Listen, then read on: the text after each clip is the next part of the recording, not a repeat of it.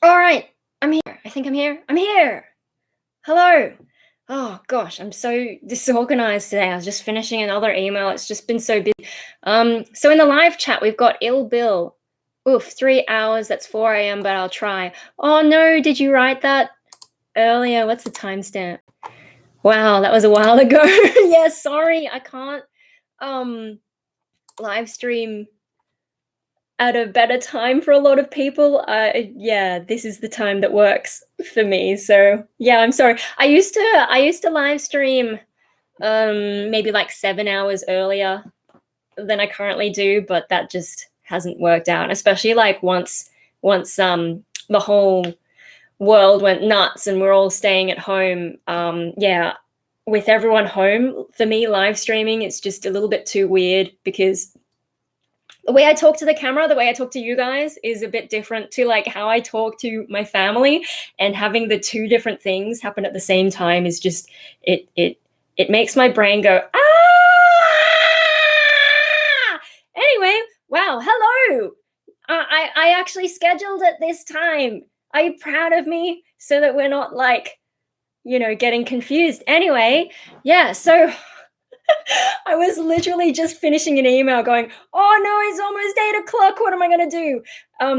Hey, yeah, what's up is like my life has just gotten so busy all of a sudden. And I mean, like, so what? Wednesday was the last time we chatted. Hey, Thursday, I don't remember what I did. I was probably very out of it. Friday, though, I had a friend over, so that's what I was doing that day. Although in the morning, I managed to get some work done.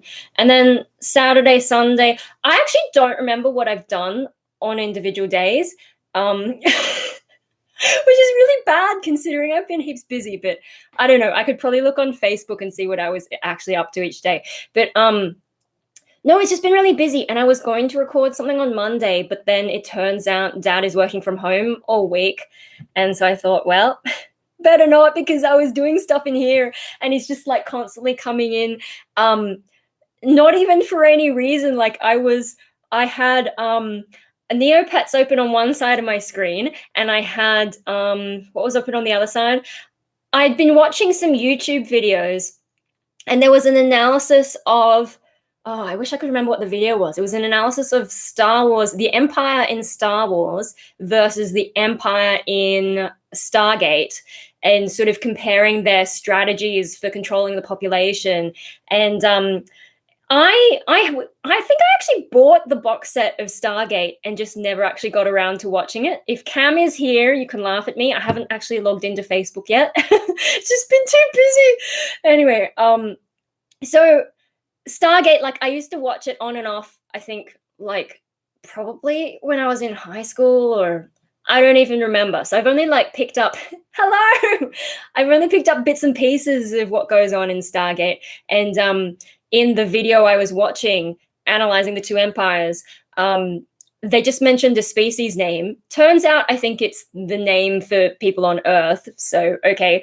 But I looked it up and then just got bogged into reading some stuff about Stargate, and Dad comes in and is like, so what's going on in the world? And I'm just sitting here going, what do I even say? Like, what do you think I'm looking at? Especially because at the moment I'm going on this like news detox where I'm just not reading or as much news, not watching as much news, just sort of staying away from a lot of it, except for what my parents watch a lot of news on the TV. So if I happen to be there, well, hey, I finally made one of your live streams. Don't think I'll be up through the whole thing, but at least I stayed up long enough to make it. Hey, welcome.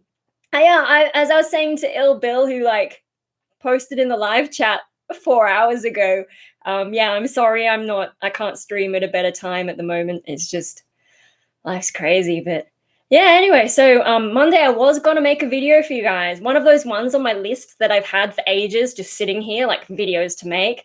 But then Dad was home and he's just like constantly, I mean, he's working, but he has to go for little walks now and then. I guess because it's like not exactly the most thrilling work. Or maybe he just gets distracted. I don't know. But he just comes down and he's not even entered the room for any specific thing to ask me. He's just like so what's going on in the world? And I'm like, I don't even know where to begin. Like, do you want to know the pros and cons of the empires in Star Wars and Stargate? Like, if I start going on about that, will his eyes just glaze over and he'll leave? Oh dear, I don't know what he thought I was up to. I don't think my parents really know what I do all day, and I don't think I really know what I do all day.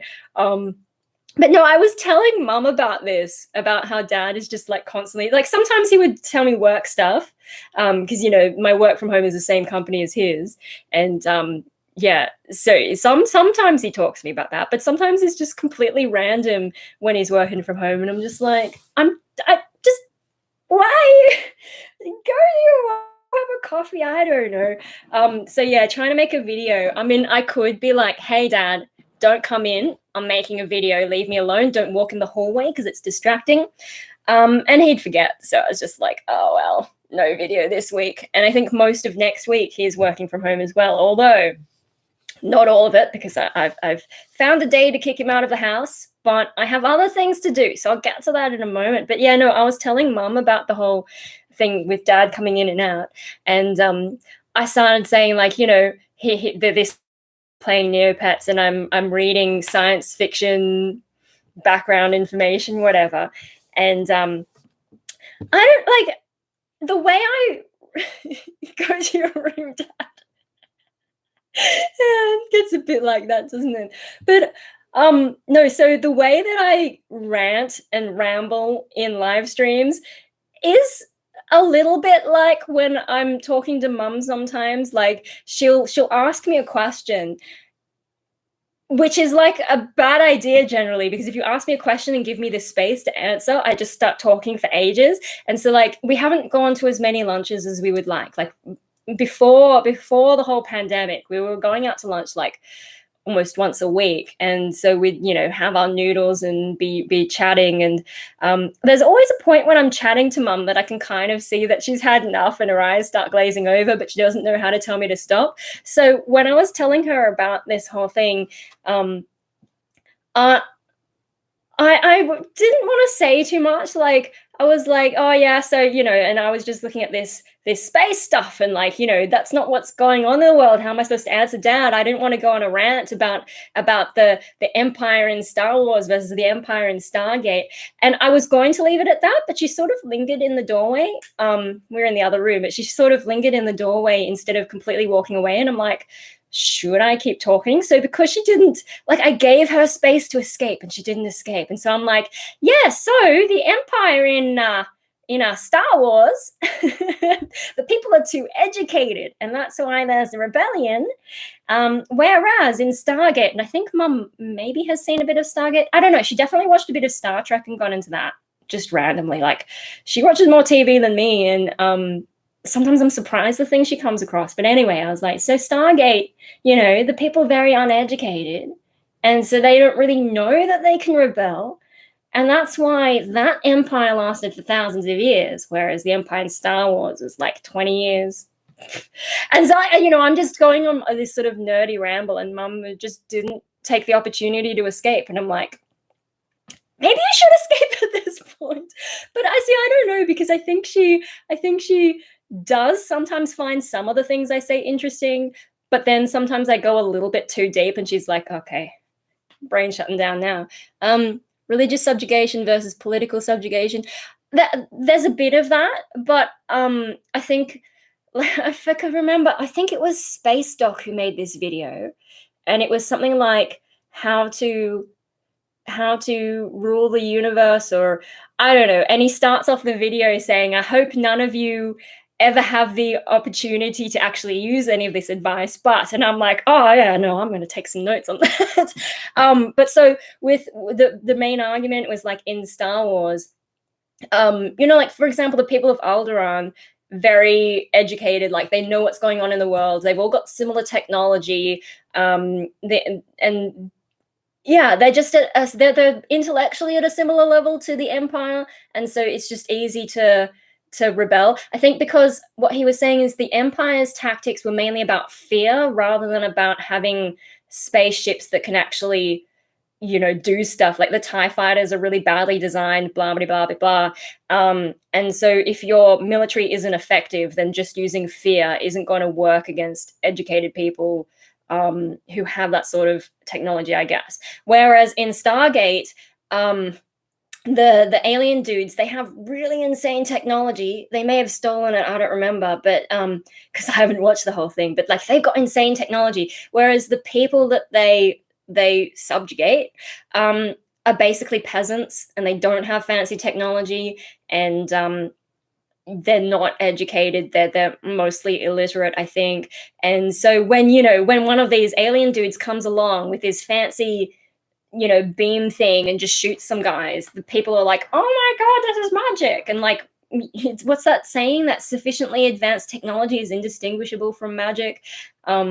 So I guess the religion plays into it in that sense, but it's because they're uneducated, they don't have high technology, all that kind of stuff. And so it's easier to use fear on those people. Like they're very numerous. There's a lot of them, but they're scared because they just, it hasn't occurred to them to rebel, all that kind of stuff. So yeah.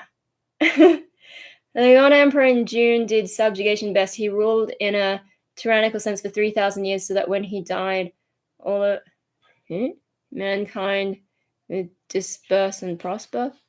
I'm not familiar with it, and I don't know how long the empires in Stargate are said to have. Oh my god, I think Dave's home. Let me just.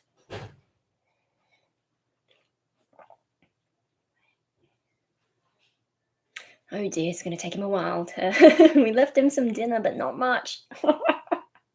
His mum was like, leave some for your brother, and I was like, but I'm still hungry. So I went over to the saucepan and I was just like, got my fork in there, sort of, and she's like, okay, you can have some. I mean, I'm the skinny one, right?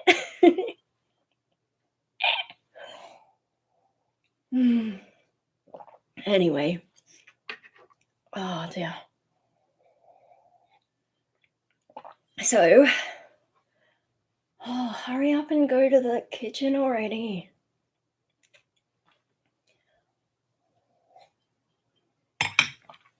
Got me a little octopus dude. We'll just do some flips while we're waiting, hey? Yeah. They've got some new ones actually, but there's some that aren't that exciting. Like there's a wolf one, which is kind of cool, but when you flip it, it's the same color, it just has a different facial expression, and I'm just like, really? Yeah, but they did have one that was like a grumpy cat, I think, that turns into a unicorn cat, like a white and rainbow unicorn cat, which I think would be perfect for one of my friends. Let me just check what's going on.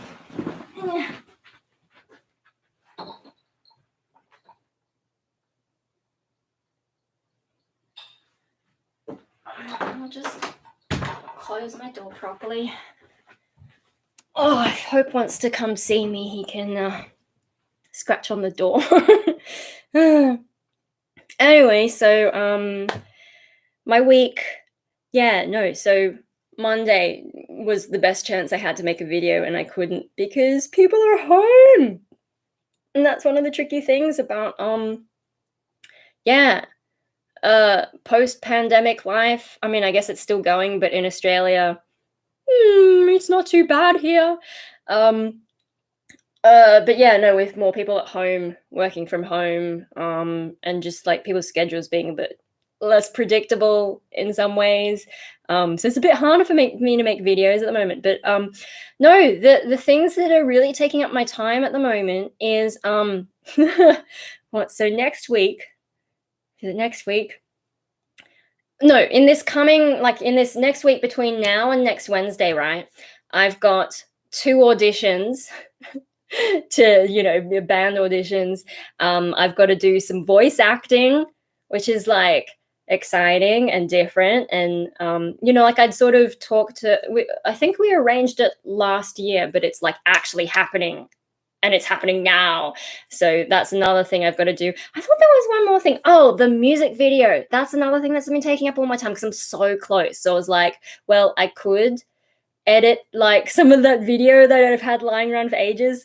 So the all my gardening stuff that I've just been filming over 2 years maybe, and then also that time I went on a cruise, I could edit some of that stuff, but what are you voice acting for? I had to sign an NDA, so I don't know how much I can actually say about it.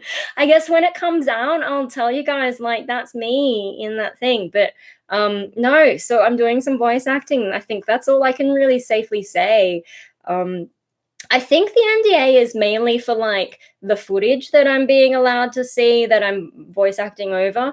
But you know, to be on the safe side, I probably shouldn't say too much. But I'm doing a voice acting thing, just out of the blue, completely random. Um, yeah, and talking to the guy like is heaps legit and all that, and just like, wow, that's pretty cool. So yeah. Um, but yeah, no, so I've mainly been focusing on the music video, especially because there's not a whole lot that I've been able to do with people home. So I was just like, well, that's what I should finish. Then when I finish the music video, I can move on with my life. I feel like that's the main thing hovering over me for the last few months. Like I've thought about, for example, you know, I've got that free space game that I started on my old computer and I haven't actually played it on this new computer, which is just hilarious. Like using Alienware to play a game from the 90s. I've got to try that at some point. But because that I mean, I haven't figured out exactly how I'm going to film that either. Like, do I use the webcam? But if I use the webcam in this, it's hard to get the game noise perfectly like set up next to the me speaking noise. And then it's just trying to figure out the logistics. And then if I don't just capture it all in one, do I use my phone to do the filming me again and just have the computer capturing just the game and then put it together at the end? If I'm doing that, that requires editing. And so I feel like I should only be doing editing for the music video because that's the thing that I really just need to finish. And I think it's almost finished. Almost finished. Yeah, no. So actually, the end of last week, I was still catching up on the work I missed while I was sick because I have to get a certain number of hours every fortnight. Otherwise, Centrelink harasses me. So I was like busily working on that. And then, yeah, over the weekend, doing this music video. And then once I found out Dad was going to be here, I was doing more of the music video, but also some vocal practice because apart from the voice acting, and it's only a small voice acting bit, but pretty exciting. With the auditions, right? So I've got some bands that just like have everything's happening at once. How weird is life like that? So yeah, there are two metal bands. Now I'm not really sure what to expect and like, you know, how optimistic am I? I'm not sure. Like I do wonder if you know, partly I'm agreeing to do auditions just because it's been so long and I feel like you know, what if it's me is one of the things. Like maybe the reason I can't find a band is because I'm being too picky. And you know, but like this is a mistake I made with my first job after being depressed. That was when I was teaching art, like at a after school kids thing, and I'm not a kids person. And trying to teach kids is just crazy. But no, the worst part of that job, like I can deal with the kids in the end. I managed to get them to do stuff. But the worst part of that job was the lady I had to work for because she was just like she'd tell me one thing and I would do it exactly. Because if you give me an instruction, I'm going to follow it as closely as I possibly can. Like I'm that obsessive. But she'd tell me to do something, I'd do it perfectly, and then she'd be like, "Why did you do it like that? You should have done it like this." And I'm like, "You literally just showed me that." So she was very frustrating. She was constantly changing her mind. She also, because you know, I'm not really an artist, really. You know, my training was very all over the place, especially because I did the masters. You don't actually major in anything, and so like you know, she knew this, and so I said, look, if you tell me what I need to study, I'll go home, I'll study it, I'll practice, I'll come back, and I'll be good with it. And so, what did she want me to do? I think she wanted me to do pencil. So I went and studied like different pencil techniques and came back in and was all set to do whatever the activity was. And all of a sudden she changes to like charcoal or something. I'm just like, this is not the same. Like the techniques are not the same. I need to study this. And so I tried anyway, but it's just, and I think I did an all right job because I sort of vaguely remember doing that 10, what year is it? Maybe 13 years ago, I did a bit of charcoal at uni. Um, but it's just like, I did exactly what I said I would do. I did exactly what she said to do, and then there's that. And then there was this other occasion where, like, I had a holiday class and we were doing clay. Clay, I love clay. Clay, I think when I don't know, I just managed to make things actually happen with clay, but it's messy. And I don't have a kiln or anything, and trying to air dry stuff, and then how do you make it? Sculpture is a bit of a pain in the butt that way. But no, so we were making elephants out of clay, and she told me, like, do these bits, spend the most time on these bits and then go faster on these bits.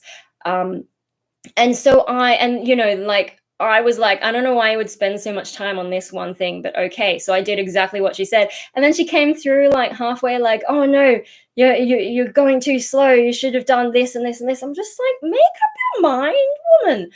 But I didn't quit because, I mean, some of it seemed dodgy because they got me to do a trial shift, which is fine because I wasn't sure if I wanted the job. But then she's talking about like intern stuff. And when I confronted her about the intern thing, she's like, oh, no, we'll pay you. Like, and so they did. But, I went in for a job interview. Suddenly they're talking about internships. And I'm like, I'm not here for a fucking internship. There seemed to be a lot of dodgy stuff. They had a lot of younger, like, we were teaching quite young kids. There were some older school kids who seemed to be coming in, and I don't know if they got paid or if they were doing it for free or what, but I just got like dodgy vibes from that place.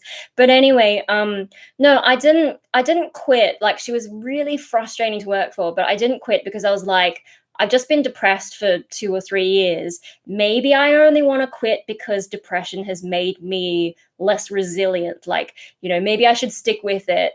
And I was trying to prove to myself that that I could do it, that it wasn't like I wasn't giving up early, so I stuck at it.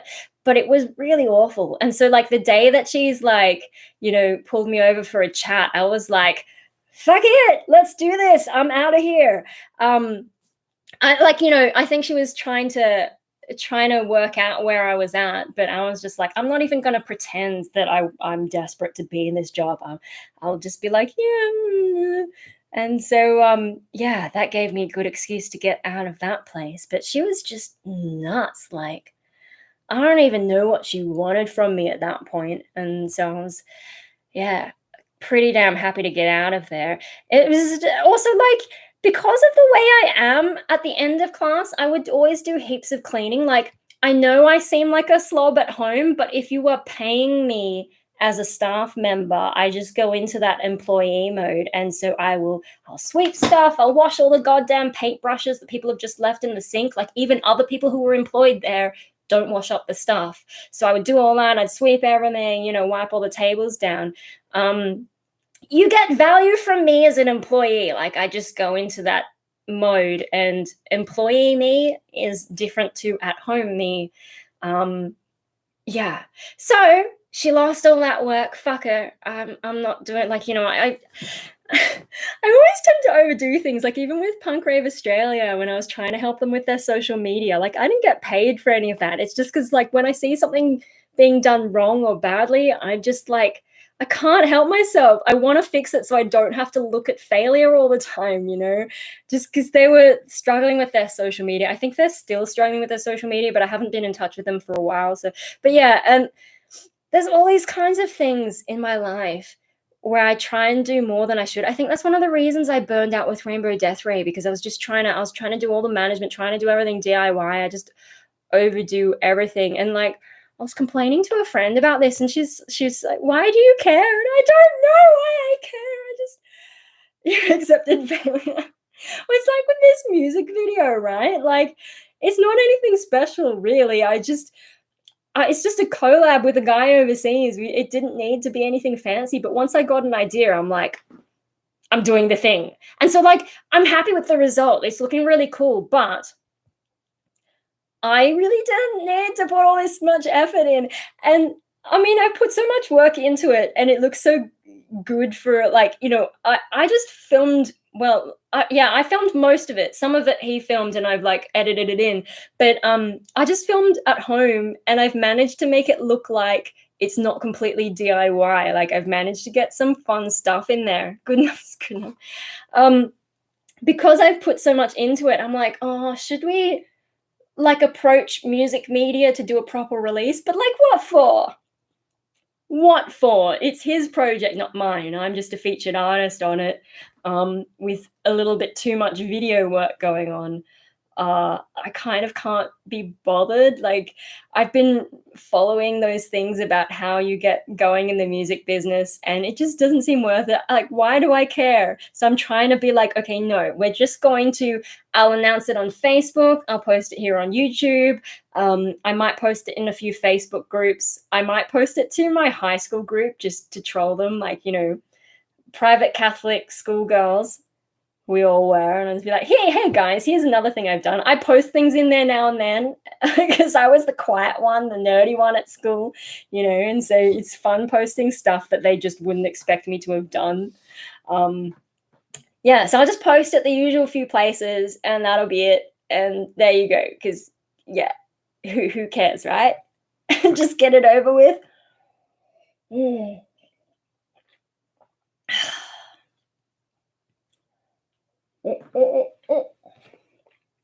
All right, so where was I going with that ramble? Oh, the auditions, yeah. So part of me is sort of wondering, if we get back to the topic, part of me is wondering if I've just gone for these auditions all at once, because like it's been so long. Maybe it's me. Maybe my standards are, my expectations are too high. Maybe I need to be a bit more realistic. And maybe also I'm avoiding it because out of anxiety, like, going to an audition, I have to actually leave the house. I have to practice stuff. So maybe I'm not pushing myself enough and I should just go do the auditions whether I feel like I want to or not. But like with the art job, right? I knew that I wasn't enjoying the job and I had those doubts. And in the end, like I was right to have doubted that job and I should have quit that job. Now with these auditions, I've got to admit I've got some reservations. And so I'm a bit like, okay, which side of things is it? Is it actually me just, being too resistant? Like, it's not 100% what I want. So, because, nothing is ever going to be 100% what you want. But, am I using that as an excuse to get out of things? Am I trying to avoid having contact with people in the real world kind of thing? I wonder a bit about that. But on the other hand, maybe they aren't the bands for me. I don't know. It's really hard to say. So one of them I've been in contact for a while, but the Northern Beaches outbreak in New South Wales was happening at the time. So there was a lot of like, small lockdowns and restrictions and so on. So we couldn't do anything then. But they also don't have a drummer. So they've been looking for a drummer. And it seems now that I don't know if I mentioned this in another video or whatever, but it seems like they're going to hire a session drummer just to audition me. And I'm like, oh my God, that's a bit much. But no. So I mean, it seems like they're happy to do that for me. So I guess that's a vote of confidence for me. Like for them voting confidence me, I don't know. They seem to think highly enough of me that they'd spend money on someone so that I can audition. On my side though, I'm not sure. So they've actually got some original material and it's all screaming, and I don't want to do all screaming. But I've told them that and they've said, yeah, well, we're thinking of bringing in some cleans. So that's a positive. But yeah, at present it's all screaming. And some of the recordings are just very difficult. Like they're not very well recorded. They're just these live recordings and you can barely hear the drums and stuff. So they're a bit of a challenge. And I don't know. The lyric sheets they gave me don't match up. So clearly they've rewritten the lyrics and just don't have a new recording of it. And so from my mind, the vocal rhythm seems very predictable and it seems almost the same in every song. And I'm a bit like, I don't know. Are they going to let me have flexibility on that? I'm not sure. And I've also expressed to them that I'm not keen on the band name. I'm not going to say the band name because I don't need you guys going and stalking them. But yeah, I hope they're open to changing it because for marketing reasons and also like my own personal reasons, I don't want that to be the band name. But like on the marketing side, right? So one of the guys actually started the band overseas and they did stuff there. And then 5 years later, he's back in Sydney and wanting to start the same band here. But as far as I know, he's the only member in the band from the original group. So I don't know what the rest of them are like. I don't know how much they've changed. But can you imagine, like, if you're looking up a band, the band name, and the first thing that comes up, you're looking for a local band, and the first thing that comes up in Google is some band overseas playing the same songs but kind of different. Like, it's just very confusing from a marketing kind of thing. And especially if they decide they want me as a vocalist, right? The previous vocalist was just, huh? Is this that band? Is what that band?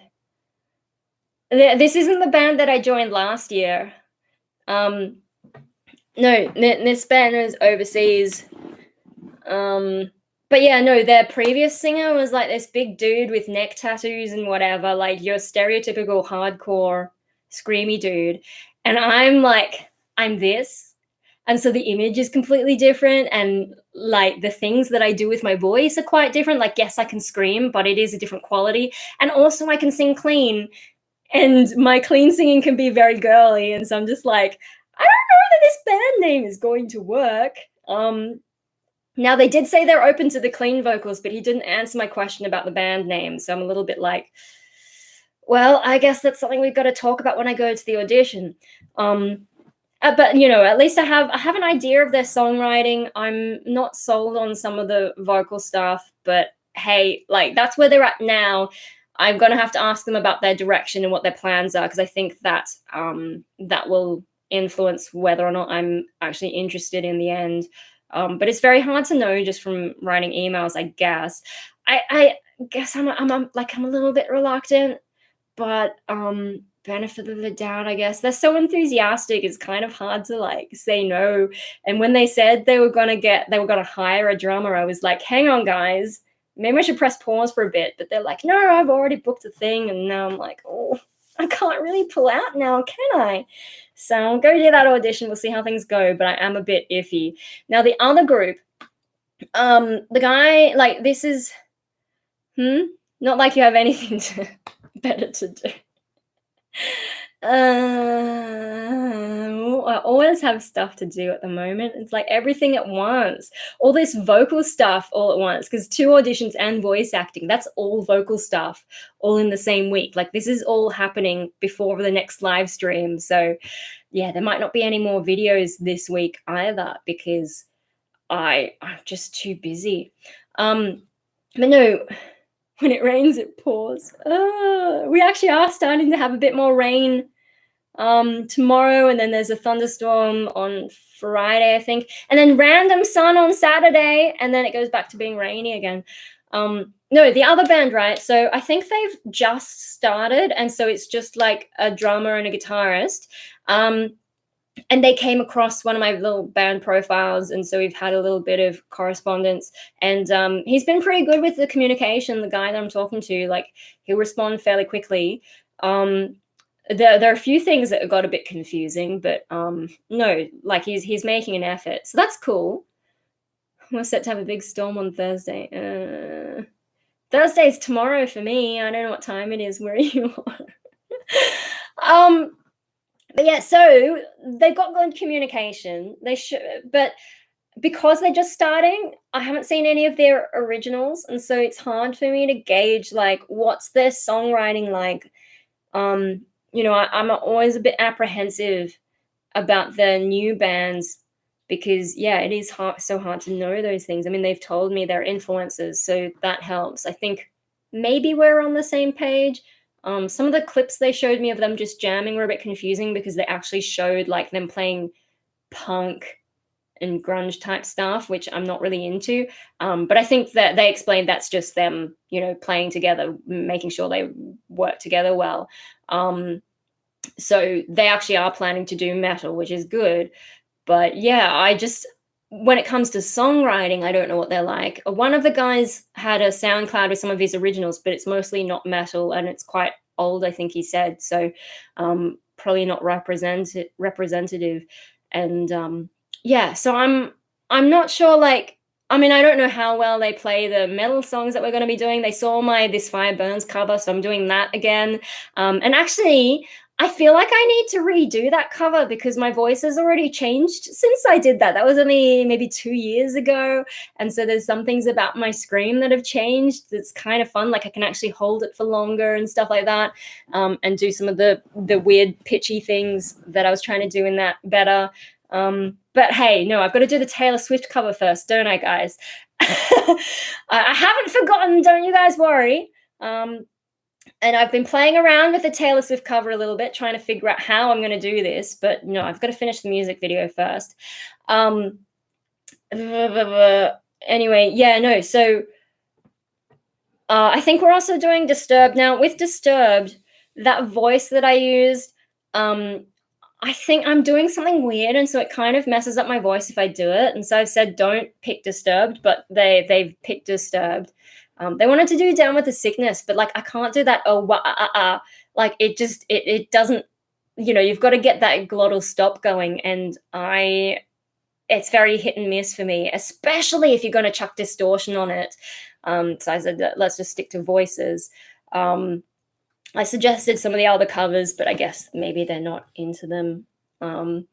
Anyway, voices. I'll just sing voices a bit cleaner. Like instead of having that distortion edge on the voice, I'll just sing it clean, you know. Sort of like when I did I'm Alive and I did the chest voice cover, I'll probably use that voice rather than the metal voice. Anyway, so there's those two songs. Reasonably easy, I guess. It doesn't show everything I can do with my voice, but oh well, I guess it's also about me seeing what they're like playing. But I don't know what they're like with originals, so that'll be interesting to sort out, I guess. Now, one of the guys does seem to be fairly organized, so hopefully if I did join them, I wouldn't end up the band mum, but because they are starting out, like there's always a risk of that. So yeah, it's hard to know. So with both bands, I'm really not sure. Like I guess I mean, my instinct would be to just sit on my bum, really, and just do my own thing. But, you know, maybe it'll turn out okay, and I might join one. But I guess the audition is partly about not just me auditioning for them, but them auditioning for me and trying to see if I like them, not just one way. So, yeah, we'll see what happens. I'm really not sure. Where's my... It's time to row to my drink bottle. Where are you? Oh, dear. Oh, I'm coming back, guys.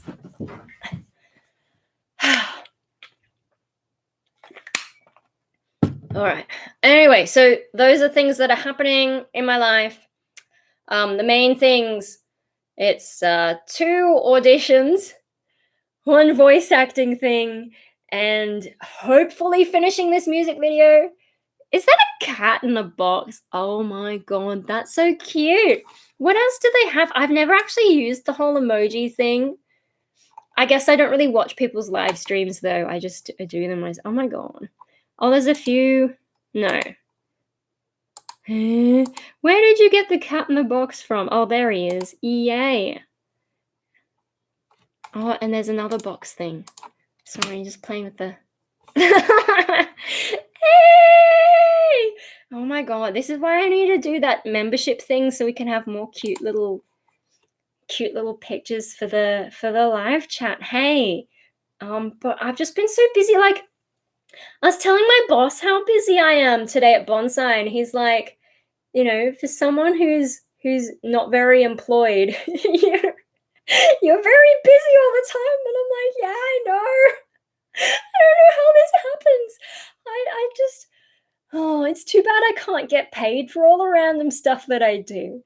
I mean, I guess YouTube is supposed to give me a little bit of money. I'm not sure when YouTube is actually going to pay me the ad revenue though. Like, I think I got over 100, which is where the cutoff is, but I'm not sure if I'm supposed to do something or if they just like, do they send me an email if they're going to pay me? I don't know, because before the adpocalypse, when I had monetization before, I never really made very much. I think because I had like the most minimal ads, because I didn't want to be annoying. But yeah, so and I think also I had the wrong AdSense account connected because I had two, and like so when I was setting it up again, once they remonetized me, I had to work out which one was which, and it was a bit of a so yeah, I might have been looking at the wrong account and should have combined them at the time. I don't know. But yeah, I just because they didn't really pay me then, I don't know what it's supposed to be like now if I get to the threshold. Um, but anyway, it's not much. It's like, maybe $20 a month at the moment with my ads. I haven't even turned on ads on all my videos. I just turned them on the most watched ones because there's so many. Like there was an automatic thing that you can do to turn on ads, but there are some of my like for all the videos, but I've got heaps of videos and some of them I think shouldn't have ads. So yeah, I thought I'll go through them manually and I just never got back to them. A bit like with I was changing all my passwords for the different websites I'm on and I got like about halfway and then was like, that's enough for now and never got back to it. And so like half my passwords are really good and the other half of the passwords are a bit dodgy and so I need to finish that. I know which one I'm up to. I just haven't got around to it. It's funny how like I start stuff and then I get distracted and anyway, yeah. So actually, no, yeah. One thing that's been taking up my time is I've been doing more vocal practice again. Yay! Um, yeah. So I think what was it yesterday? I think so. Monday, Dad's working from home and he just pops in randomly. And I'm like, Yesterday, though, I did a whole lot of vocal practice, and I wonder if he was sort of regretting working from home because I'm so noisy. Like, he's in the upstairs room and I'm down here. So I don't know how much actually travels, but I can be pretty noisy, and I don't know if I'm distracting. I mean, I guess he could close the door up there, but some of it I'm doing while he's having lunch, and I'm sure he can hear some of that as he's walking through the hallway, and yeah. And then the neighbors, I'm sure, can hear bits and pieces of me screaming and stuff. So I like thinking about that because they were so annoying when I was a kid. And also when I started studying music, they sent me a letter about the noise I was making. And I pointed out that legally, there's certain times that you can make noise, and I was within that. And then I think one of their kids had a baby and the baby was there crying all the time.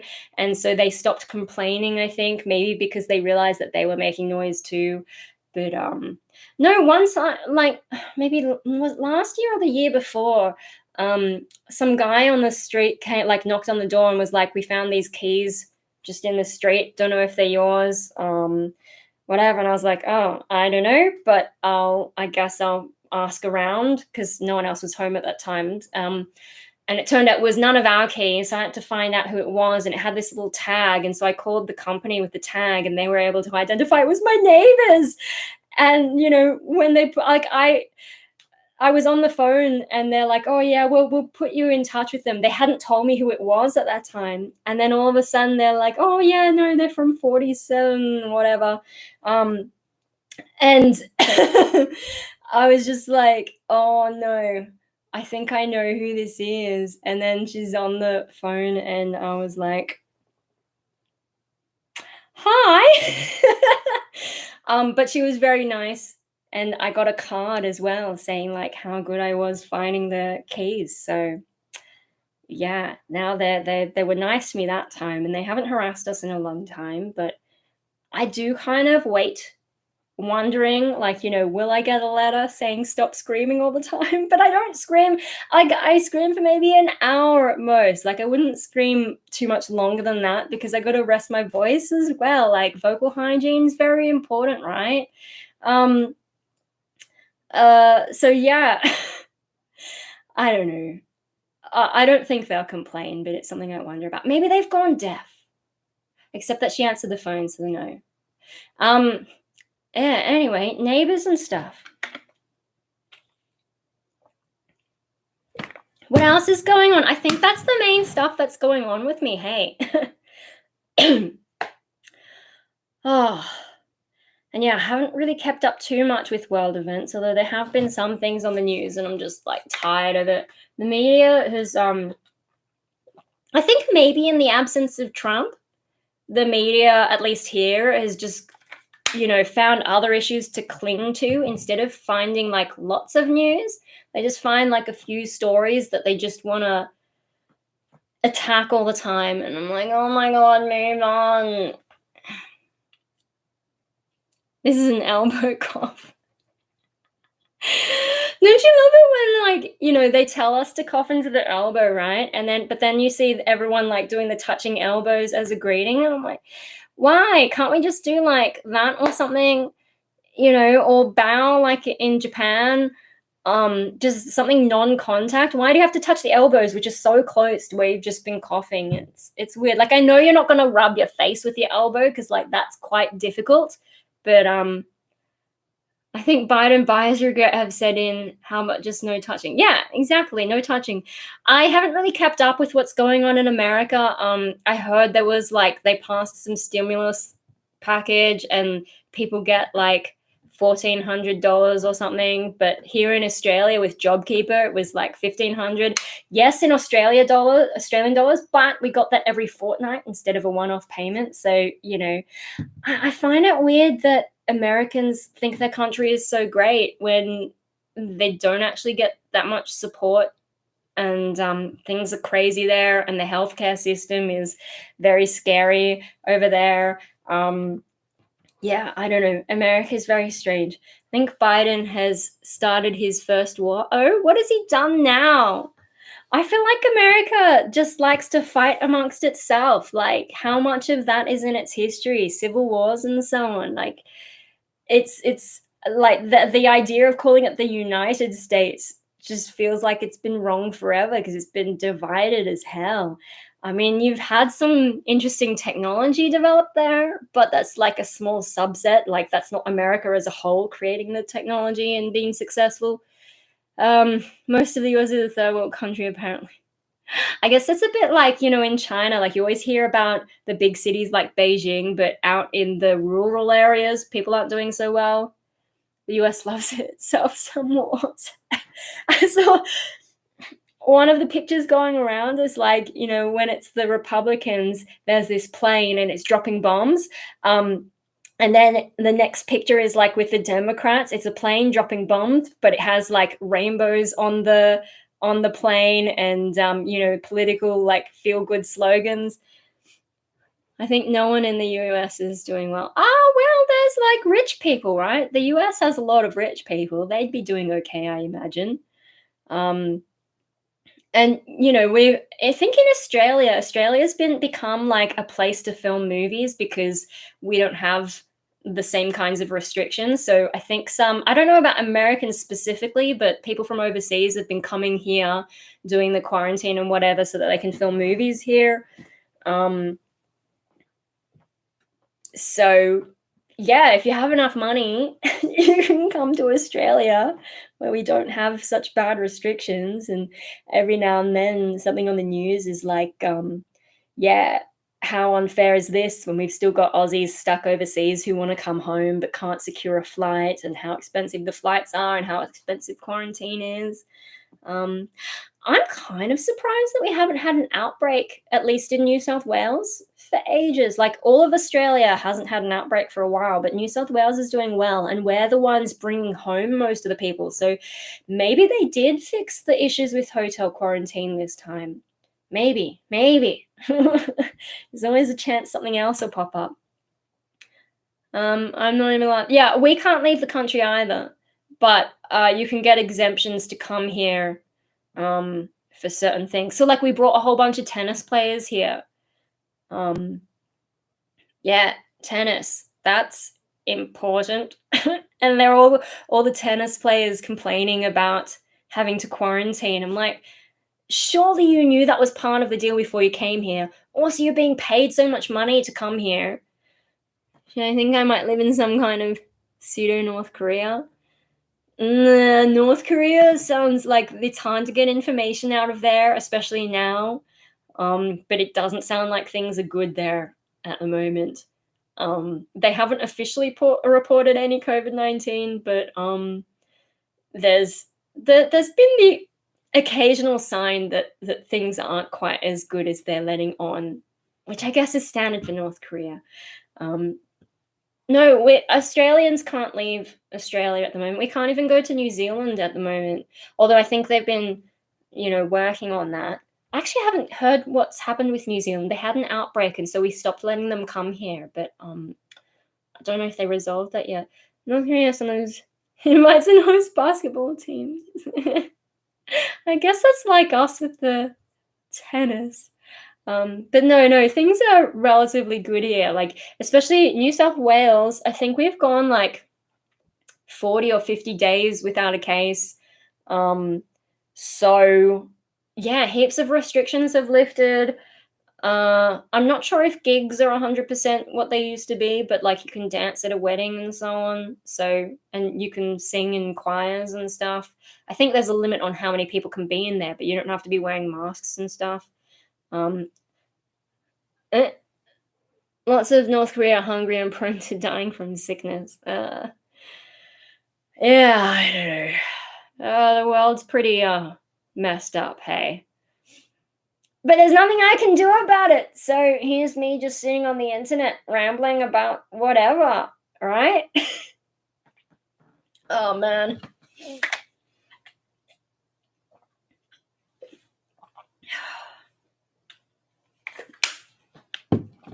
Yeah, anyway. Why does my nose always get so funny when I'm... Is this something about the way I talk? I guess I don't talk much in other contexts, so maybe I don't have enough practice talking. Just gonna happen anyway. Yep. Yeah, I genuinely don't know what's going on in the world as much since I stopped, keeping up. I haven't even, like, on the phone you can do that swipe thing and look at Google, and Google just brings up all these news stories. For a while, I was reading a lot of that, especially like, in bed when I can't get out of bed yet, just sort of, oh, what's going on? So I'd just be reading like random articles. I've stopped doing that. I tried the other night and it just made me feel kind of queasy. So it's like, yeah, no.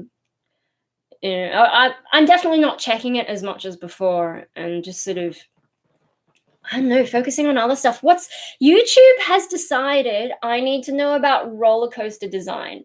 And so it started showing me all this stuff about different roller coaster disasters and, like, why these accidents happened and the mechanisms of how roller coasters work. And I'm just like, all right, I guess this is my life now, watching roller coaster stuff. Like, I don't even care, but now I know some of the major players in the roller coaster world. Like, I'm starting to recognize their names, and I'm like, oh yes, I don't know shit about roller coasters. I don't care about roller coasters. Roller Coaster Tycoon, yeah, I've heard of it. I've never played it. I'm really not a gamer. Yeah, no, it's just telling me all this stuff about, and different companies have different sort of signatures, different ways that they tend to design stuff, and like how they fix the noise issues on one. Oh, why do I need to know this? I don't know. YouTube has just decided that's what I'm going to be watching. So instead of like political commentary or whatever I was watching before, now it's roller coaster design. For no reason. I don't even go to theme parks. There's not really any theme parks in Sydney except for Luna Park. And Luna Park's a bit small. I think the only roller coaster... They've shut down now, actually. They're renovating. They're getting 9 new rides, including a new thing that they're going to be calling the Big Dipper, which is the famous one they had before that attracted so many complaints. They're making a new one and just calling it Big Dipper, I think. And then there's a few other things. You just let YouTube decide what you watch. No, it gives me recommendations, and I look at them, and something catches my eye, and I'm like, okay, I'll watch that. And I watch one thing about roller coasters, and then it's like, everything is going to be roller coasters, every recommendation. So Not every recommendation, but there's a lot. And I'm like, oh, why did that disaster happen at a theme park I've never heard of before? So yeah, that's how that happened. But yeah, no, Luna Park will be interesting to see what it's like once it's renovated. Because for the moment, I think the only roller coaster they've really had, particularly like on a regular basis, occasionally they get, things in temporarily, but the only permanent one, I think, at least I think it's permanent, is the Wild Mouse. I think it's the only wooden Wild Mouse, or I don't know. It's got some claim to fame that I've forgotten, but that's my favorite one. It didn't make me feel sick like the tumbly one. I don't know what it's called. It's not a tumbly one. It's like you don't go upside down. It's just on the thing, but the platform rotates, and then the little arms that they're on rotates, and then the seats rotate. And I think they left it on a little bit too long last time I went, and I was feeling dizzy for days. Like whatever that little thing in your ear was, I had to do that exercise just to not feel queasy. And there was a little kid on the ride who was also like, oh, I feel really bad. I think because it was not busy that day, they might have just let it go for a bit too long. And I just felt so gross. And so like even going on something tame like the swing chair that just goes around, it actually goes quite high compared to some other swing chair rides and quite fast. But yeah, even something as tame as that, I just felt gross. But then we went on the Wild Mouse and I was fine. And like, I like how it does those sharp turns. Apparently that's a very famous design that a lot of parks have. But no, that was good. I got a really good picture with my cousin from Japan, and actually someone I met from the music scene works there, and so had a quick chat with them. Yeah. Anyway, so as far as I know, Luna Park only has that roller coaster. Because the Big Dipper got taken away, and yeah, they just never replaced it at the time. Theme park and ride a roller coaster. Maybe you should watch. I think, what is it? Coaster College, maybe might be the one I watched. I don't remember. I don't remember the names because I didn't subscribe. I just keep coming across them. You don't even need to subscribe to stuff now. Stuff just keeps popping up. I think that one, and there was one more that was quite good. Some of them, like, it's like a 30-minute video on the design flaws of one particular roller coaster, and I'm like, yeah, I'm not clicking that. I don't care that much. But the ones that are like, 5 to 10 minutes long about a particular accident, those are kind of interesting. Yeah, and like, the different ways that things are kept on the roller coaster track, and yeah, and then there was one about like there was a shorter one about the design flaws of a roller coaster that eventually got taken down. And I'm just like, I've never heard of this thing, and apparently everyone's so sad it got taken down. I'm like, okay. Because I don't really go on roller coasters. Like, I've been to other places. So Queensland has a few. I went there as a kid. So does that even count? I don't know. I think when I went to America and also Japan, like Disneyland, Disney World, those kinds of places. And when I was younger, the idea of going on an upside down roller coaster was a bit too much for me. But then getting older and, once I'd had a bit of depression and just not excited about anything, going upside down was just like, shit, hey, whatever. Although I didn't have contacts at the time, so, I had to take my glasses off, and so I couldn't see much of what was happening. Although you can feel it, like everything's blurry, but yeah, no, going upside down is just like, meh. So I think just I got very numb. So yeah, I don't know if roller coasters are really my thing, but for some reason YouTube's like, no, they're your thing now. Yeah, no, I think maybe Luna Park might be getting a couple of roller coasters even. I'm not sure. Like they're trying to arrange things to deal with the noise complaints. People move in next to a theme park and then complain about the noise. It's just like, maybe you should have thought about that before you moved in. Same with people who move next to music venues and then complain about the noise. And you're just like,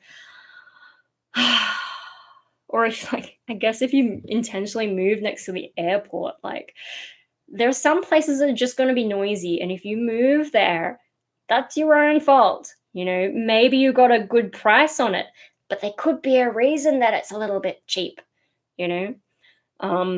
Although, like, the ones next to Luna Park, I imagine, would not be cheap because they've got a good view of the harbour and, close to public transport, close to the city, all that.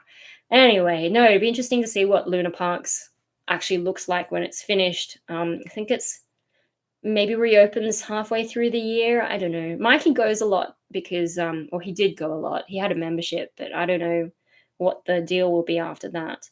Um, he did go a lot, and there were some people there who get to know him, and some, at least I think one or two people who I worked with at Hallow Scream also work at Luna Park, like just day to day, and so they knew him. Um, yeah, no, Luna Park's really the only theme park that I know of in Sydney. Oh, there is that water park out west. I don't know if that counts. Like, when I was really young, there used to be Wonderland, but that closed. They didn't do too well in the end, so that was a real shame. Wonderland was fun. I went a few times with friends, I think, but that was a very, very long time ago. And they had the demon and some other stuff. I knew someone who lived next to the NASA launch site, like 5 miles away, but the government installed special windows for free. They had barbecue every launch day. Yeah, wow.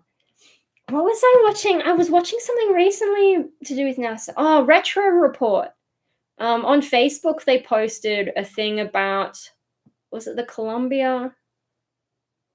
I don't know, one of those spaceships that exploded. I think it included both of the spaceships that exploded, and, like, just what went wrong, and sort of the organizational culture, how that played into it. Some interesting stuff there, and like how things repeated later on as well. Like, they'd seen that bit of debris and people wanted to check it, and management was like, no, and what do you know? Disaster. Spaceships exploding. And I posted in on my community tab recently about that rocket explosion compilation, and it has the final countdown as the backing music. I don't know if any of you guys even liked that or if you even saw it, but I thought, hey, that, no, it's very low res because it's like a decade old. But no, I still like that video, especially, like, with the song there. I'm just like, oh my god, everything's exploding and we've got this epic music. Oh dear. Oh dear. Oh, I just need to go to the bathroom, guys. I'm sorry, I'll be right back. Not wearing a bear costume.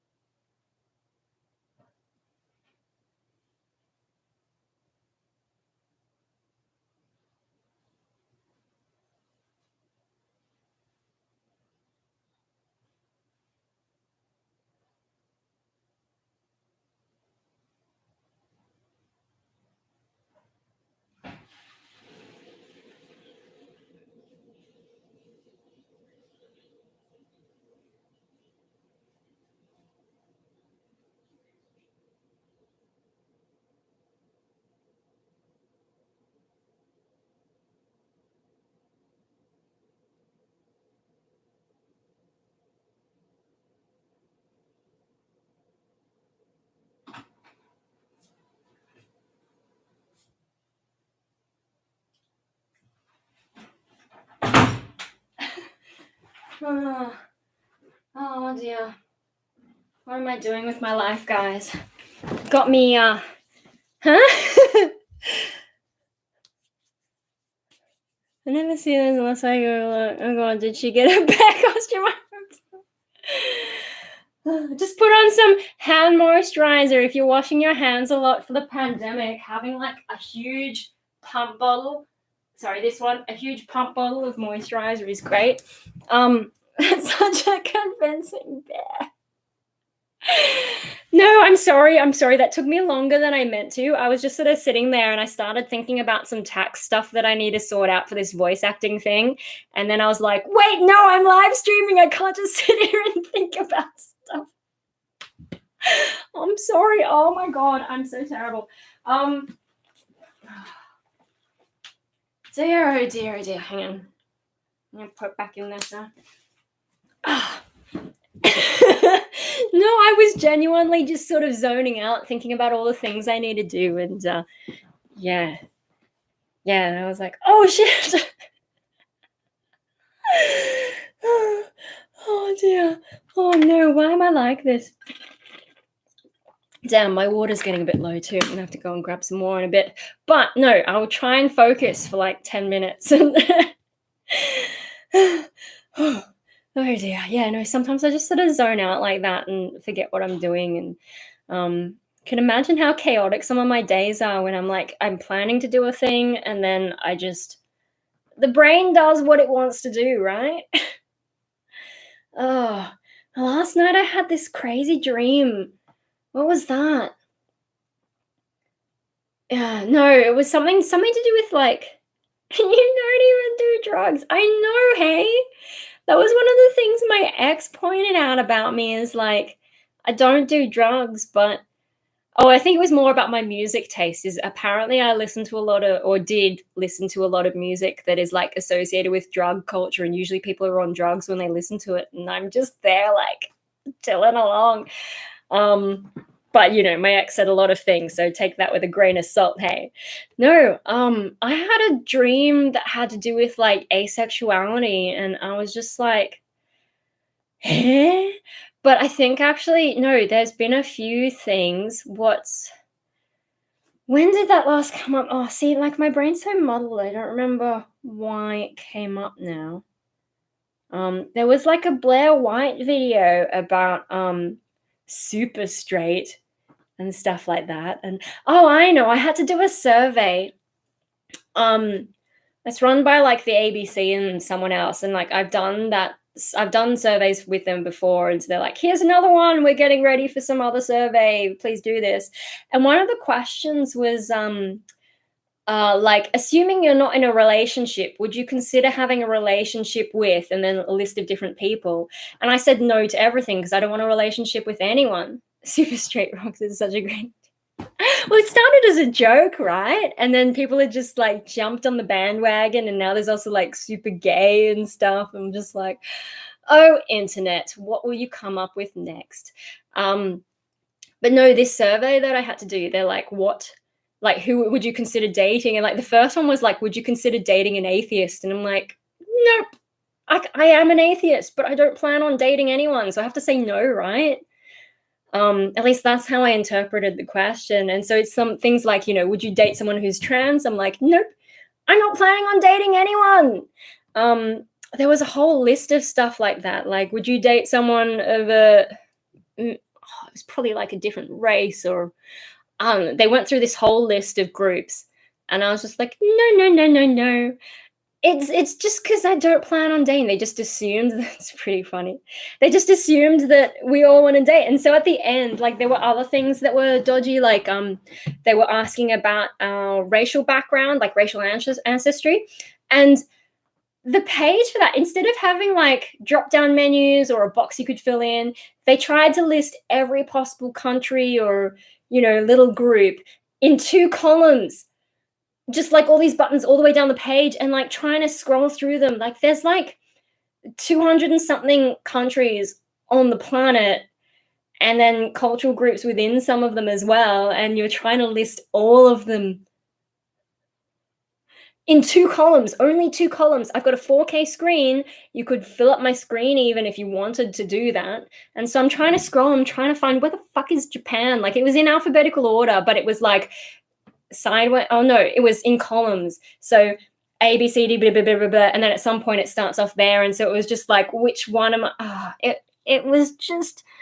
And then also, I don't know the exact countries that the white half of my family came from. Can you just write Caucasian in there so I can be done with it? And so yeah, at the end of these survey, like a lot of these surveys at the end, Control F, yeah, I probably should have, hey, but I was also like, okay, on the white side, what are my options? Because like I'm super vague. Yeah, no, at the end of a lot of these surveys, they have a little box so that you can give feedback about the survey. That's always my favorite part to fill out because I always point out like everything they've done wrong. So I'm like, yeah, so you've assumed that I want to be in a relationship. So I've said no to all this stuff. Now you're going to assume I'm a bigot, but actually I just don't want to date anyone. Also, you've assumed that I only have one job. How am I supposed to answer the question about my job when I have two? And also this thing about like what my racial ancestry is, like what kind of a mess have you made this? I just have heaps of fun giving feedback about how much they've screwed up. There's a lot of those surveys, they have badly written questions, badly written answer options, poor logic. Like even the ones that come out of universities for like psychological studies, for example, there's always something wrong with it. And like some of the questions, you just like, how do I interpret this? There's a few ways I could go. So yeah, I like shitting on those surveys. Maybe you're secretly Welsh. Well, I don't know exactly what parts of Europe. I think probably British, probably Irish. But beyond that, I'm not 100% sure. So I included as well, like, prefer not to say, because I was just like, I don't even know. Like, there wasn't a thing for I don't know. So if you don't know what your racial ancestry is, what are you going to put down? Like, I guess prefer not to say. So I included that as well as Japanese, British, Irish, and yeah, I'm not sure what else. I think my grandpa on my dad's side was really into ancestry type stuff. I don't know if anyone in the family continued that, but he was always like finding odd connections. I think there's like a baron somewhere way back, and like, yeah, cool, whatever. Mum reckons on her side that her mum's side is descended from Japanese princesses, which is actually kind of plausible because before the Americans came in and broke up the royal family, like basically everyone was a princess. Like it was a pretty extensive family. So to have descent from one is not that remarkable. Yeah, it's only once the Americans came in and they're like, okay, if you're a girl, once you get married, that's it. You're not royal anymore, or something like that.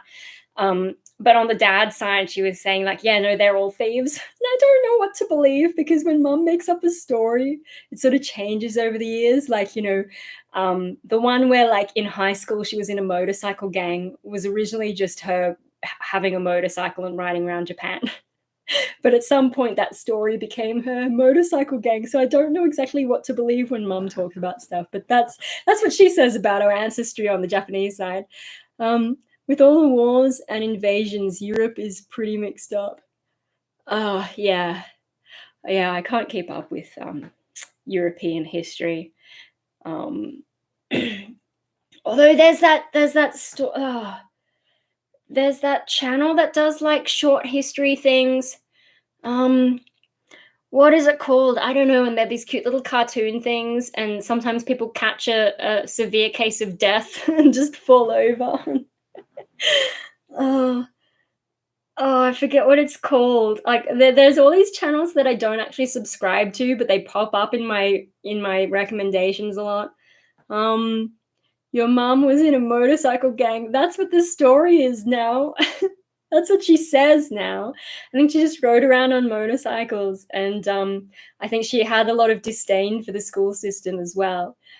So she was definitely, from the sounds of it, at least from what she says, I don't know how much to believe, but she does say it sounds like she was a lot more rebellious than someone like me in school, whereas I just went to school and like did what I was supposed to do, and maybe my greatest rebellions were doing something other than science for the HSC for one of the subjects. I did chemistry for the HSC, but I was probably expected to also do physics, and I didn't. I did design and technology, and also in year 11 I did drama. I also did drama and film in year 9, but I don't think that really counts as rebellion because like year 9 doesn't matter. But yeah, no, in year 11 I did drama, and I kind of wanted to keep it up, but I wasn't any good at it. I was too shy. And now here's me doing voice acting, and I did actual acting at the Hello Scream thing. So no, and I do music, and I ramble on YouTube. What happened there? I don't know. I think when I was really young, I used to be more of a performer, and then I got old enough to like become insecure. I don't know. Who knows about my psychology? Hey, it's a bit all over the place, isn't it? Damn, there's really not a lot left in here. Anyway, yeah, so I had I think with that asexuality stuff coming up in the survey, and also watching that Blair White thing about the super straight stuff. Her video is kind of funny because she's talking about the flag that they've made. Like they even went and made a flag, and then she points out that it's apparently the same colors as like Grindr, which I think she said was a gay dating app, and I thought that was pretty funny. Like, you should probably research, but I also don't understand. It's like a black and yellow flag, and I'm not really sure what that's meant to symbolize. So I think it's just something someone put together and thinks is cool. I don't know if there's almost out of ramble fuel. Yeah, well, I do need water to be able to keep going, hey, especially if I'm got to look after my voice this week, because it's got a lot to do, hasn't it? Yeah. It's the Pornhub colors? Oh, really? Oh, dear. Oh, dear. I guess if you were trying to make like some kind of trolling meme like that, that's what you would use. Hey, would super straight people really know what Grindr looks like? I don't know. And now there's like some who are saying super gay and I think super bi or something. I don't know. The first I heard of it was from Blair White anyway. So clearly I'm not hip with the internet culture. Apparently it started on TikTok, so of course I wouldn't know because I don't use TikTok. Oh, is it orange? Did I say orange or yellow? I don't know. Clearly I wasn't paying enough attention. It was just amusing. But yeah, no, in the comments, I think on a Facebook page where she shared it, there was someone who was saying people were talking about was it made up genders or made up sexualities or something like that, and someone mentioned asexuality about implying that it doesn't exist, and I'm just like most of the guys I meet on Grindr is straight. Yeah, I know. I guess it was on my mind a bit because that sort of a comment. And was there somewhere else in my life it popped up? I feel like there must have been one more thing where asexuality popped up to be able to make it into my dream and have me waking up going, wait, what?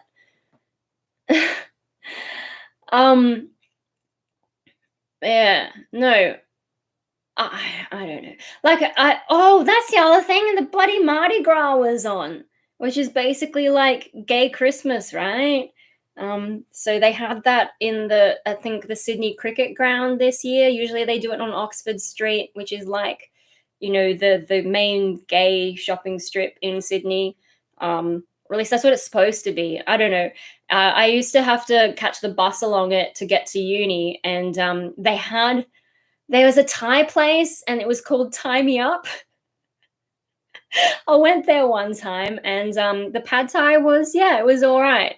There's some interesting shops along there. Oh, and Scientology did a pop-up shop there where they were doing like the history of psychiatry, except they didn't say they were Scientology, but I took all their propaganda, all their pamphlets to have a giggle at later. I've still got them somewhere. Maybe in there. I went in and I had a look at their whole exhibition about psychiatry and how evil it is. I had a good laugh at that, especially because like I had seen it going by in the bus, and I was like, I bet that's Scientology. And so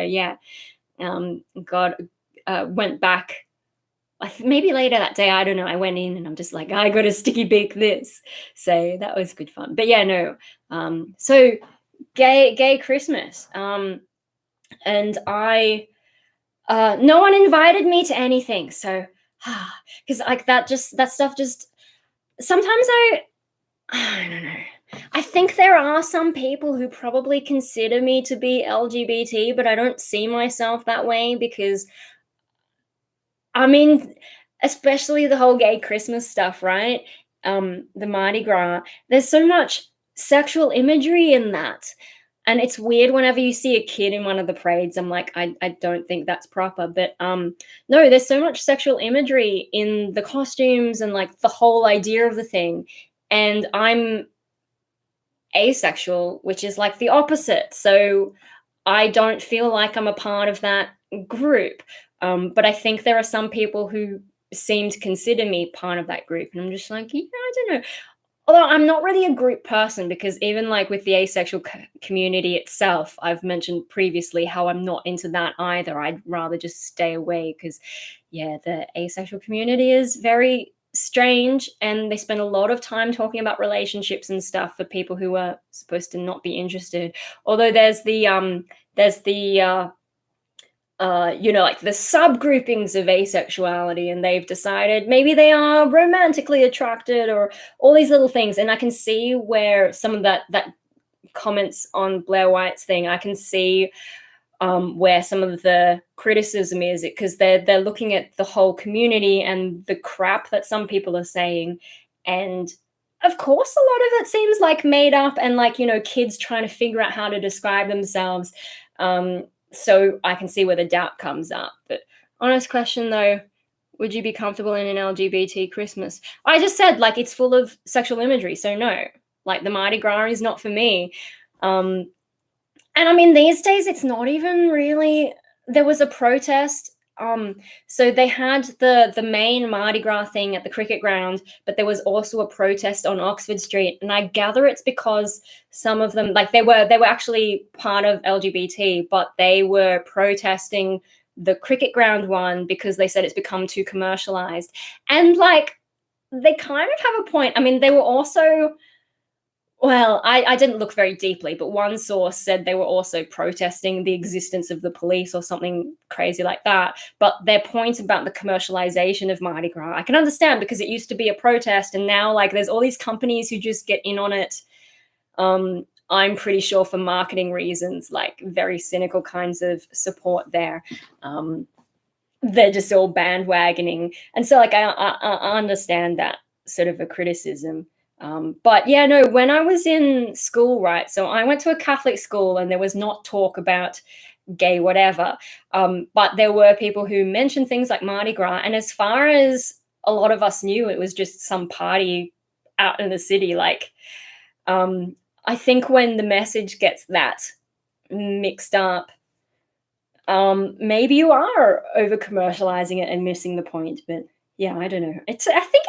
I mean, a lot of these events, right? They're just an excuse to party to some extent. Like they may have started with some particular intention, but people will take any excuse to party. Like Halloween wasn't a thing in Australia when I was growing up, not really.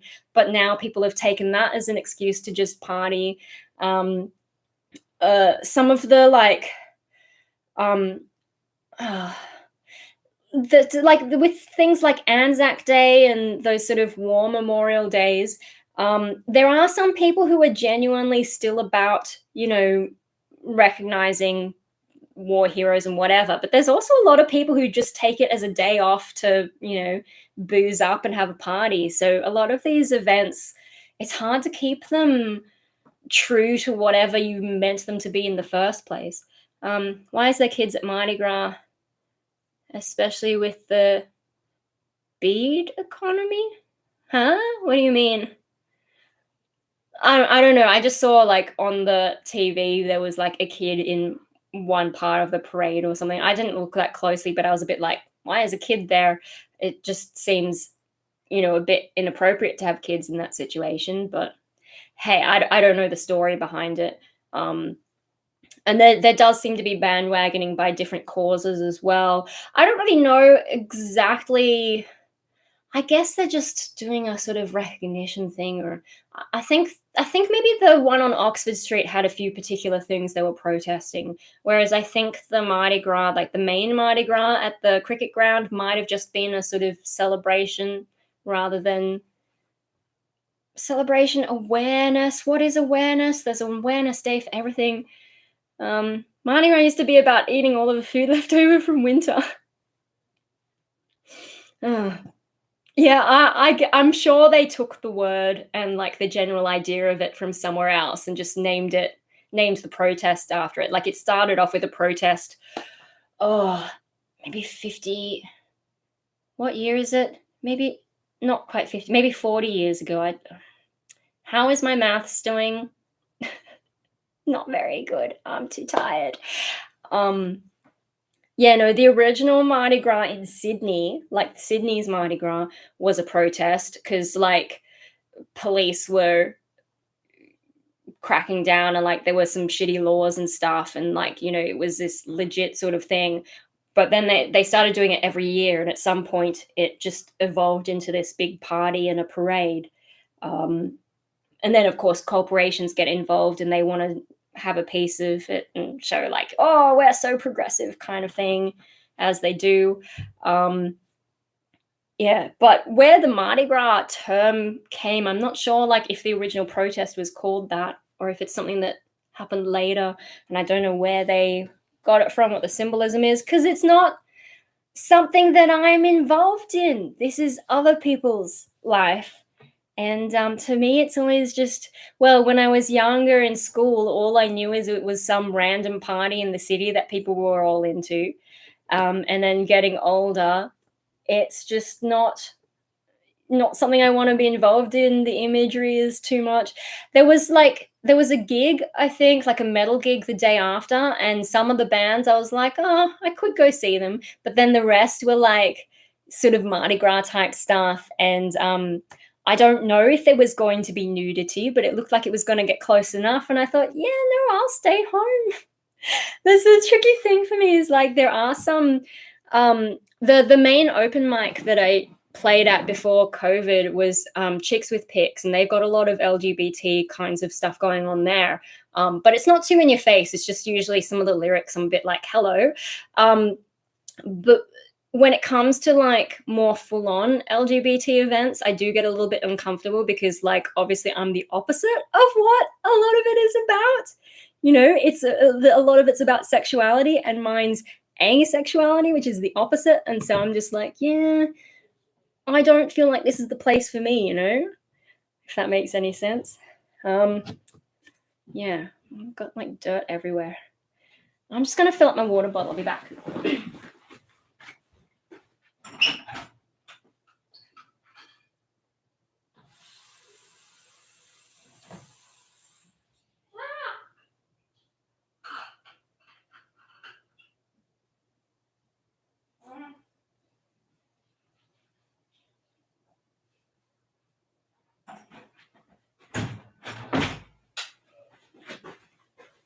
If you heard me shrieking, it's because I filled it up a little bit too much. Yeah. Yeah, anyway, so in a bear costume. I'm sorry, no bear costume still. And the place I was going to get it from, they still haven't got my size in stock, so. Oh. Hey, you coming in? You coming? Come on.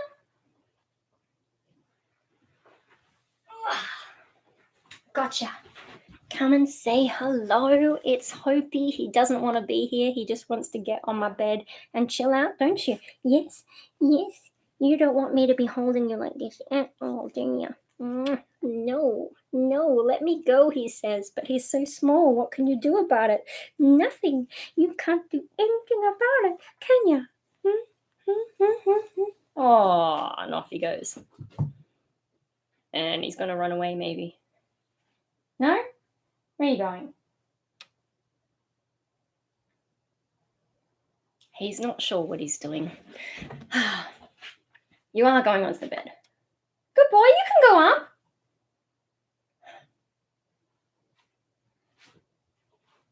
Got to do some practice jumps. He does that all the time.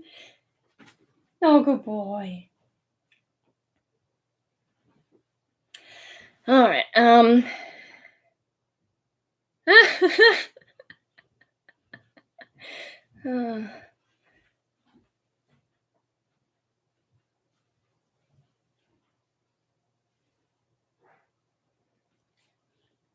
my god.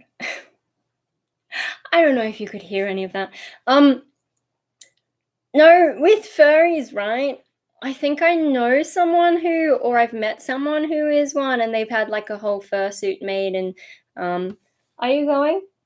But I haven't seen them in years. But no, from there, I think I stumbled onto some stuff about like how they actually make those costumes, and like you have to tape yourself up or something, and then um you make like some kind of a model, you put foam stuff on it, or I don't know, and then you have to cut it open and send it to whoever's making the costume, and they use that as a template. Or I don't know, it seems very complicated and uncomfortable to get it designed and made, and expensive.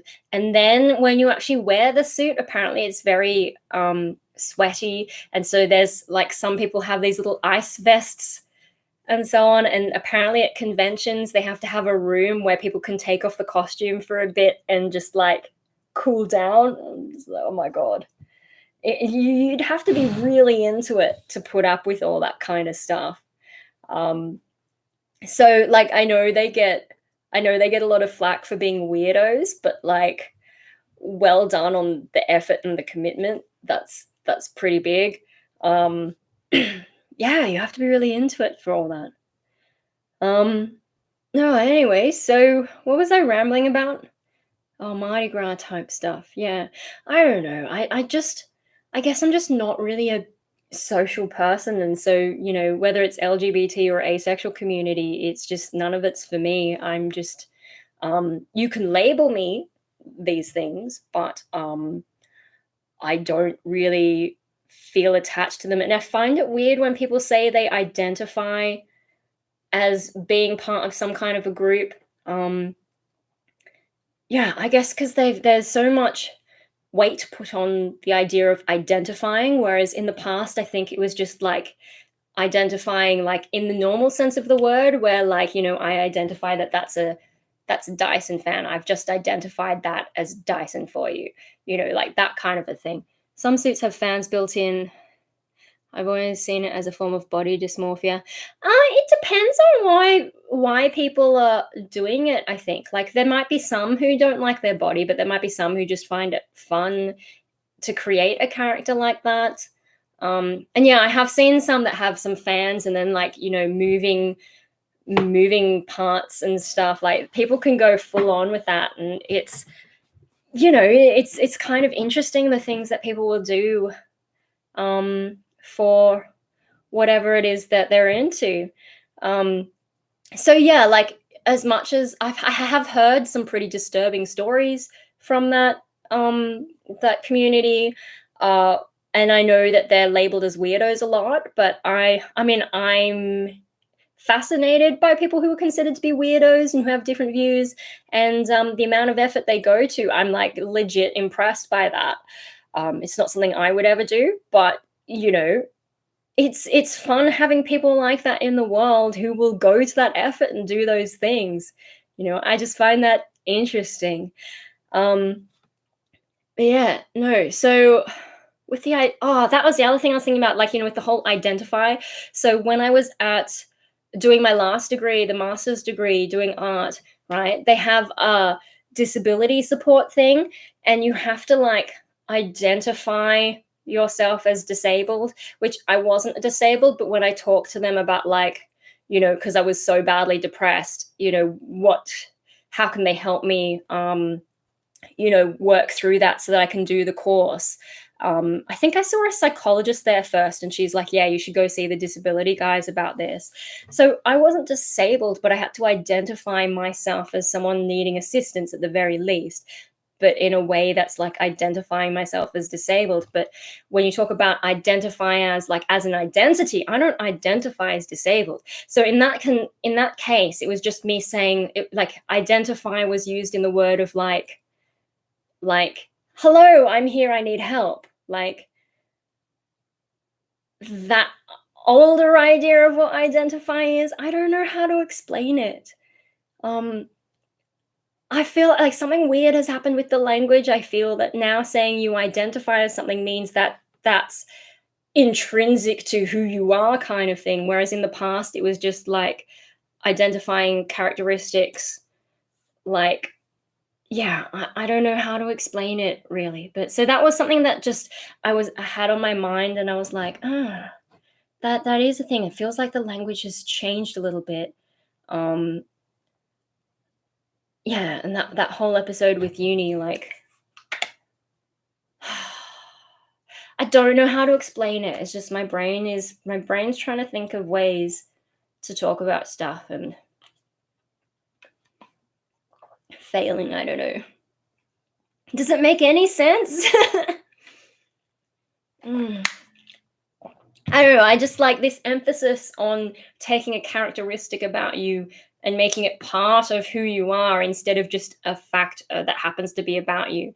Yeah, and I think that's weird to me, and I think that sort of explains, like, yes, I fall into the asexual category, but I don't see it as, like, an important thing about me. Like, it's in the same way that I have blue hair at the moment, like, it's just something that happens to be about me, or the fact that I'm skinny, like, being skinny isn't me, it's just a thing about my body. I don't know, because I don't think anyone would. Well, maybe they would identify as skinny. Oh, brain, let's not go there. Let's not think about that kind of stuff.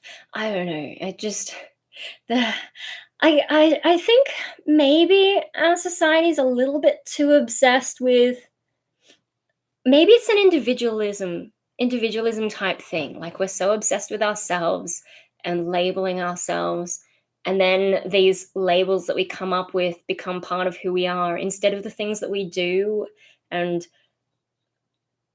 are interested in. I don't know. My brain's doing a thing right now, and I don't think I'm articulating what I'm on about very well. But hey, stuff and things. What was the other thing? My brain had another thought, but I let it go. Where did you go? Ah. What was the other thing on my mind? If someone wants to jump in with what my brain might have been thinking about, besides like furries. Oh dear.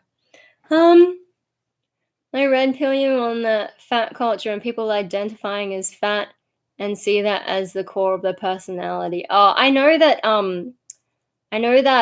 like there's that whole body positivity thing, which I think probably started off as a reaction to, like, you know, on magazine covers, they always have these airbrushed idealistic models and stuff. And so I think body positivity started as a reaction to that. Like, you don't have to be that perfect. And then got carried away in saying, like, you also don't have to be healthy. I don't know. What was the dream? The dream got a little bit too weird, and there's gaps now that I've been awake too long. So, let's not talk about the dream. That, like, sometimes there's stuff that I would talk about, except that, like, I don't want to upset people around me, from, like, you know, people who are close to me. So I feel like I can't talk about some stuff sometimes.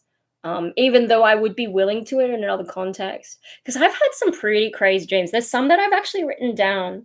And I've kind of toyed with the idea of, like, publishing them in the same way that I've published poetry. But because, like, with poetry tends to be a bit more symbolic. So not all of them are completely symbolic, but a lot of them are. And so, you know, if there's a meaning in there that might upset people, well, maybe they just interpreted it wrong. Whereas with the dreams, I've written them all in, like, normal writing. So the meaning is a bit less ambiguous, and some of them just got really crazy. And yeah, I don't know if I'll put those out in the public. Like, maybe when I die, if someone wants to rummage through my stuff, And I think like, okay, what if something did happen to me? How are people going to get access to all the random stuff on my computer?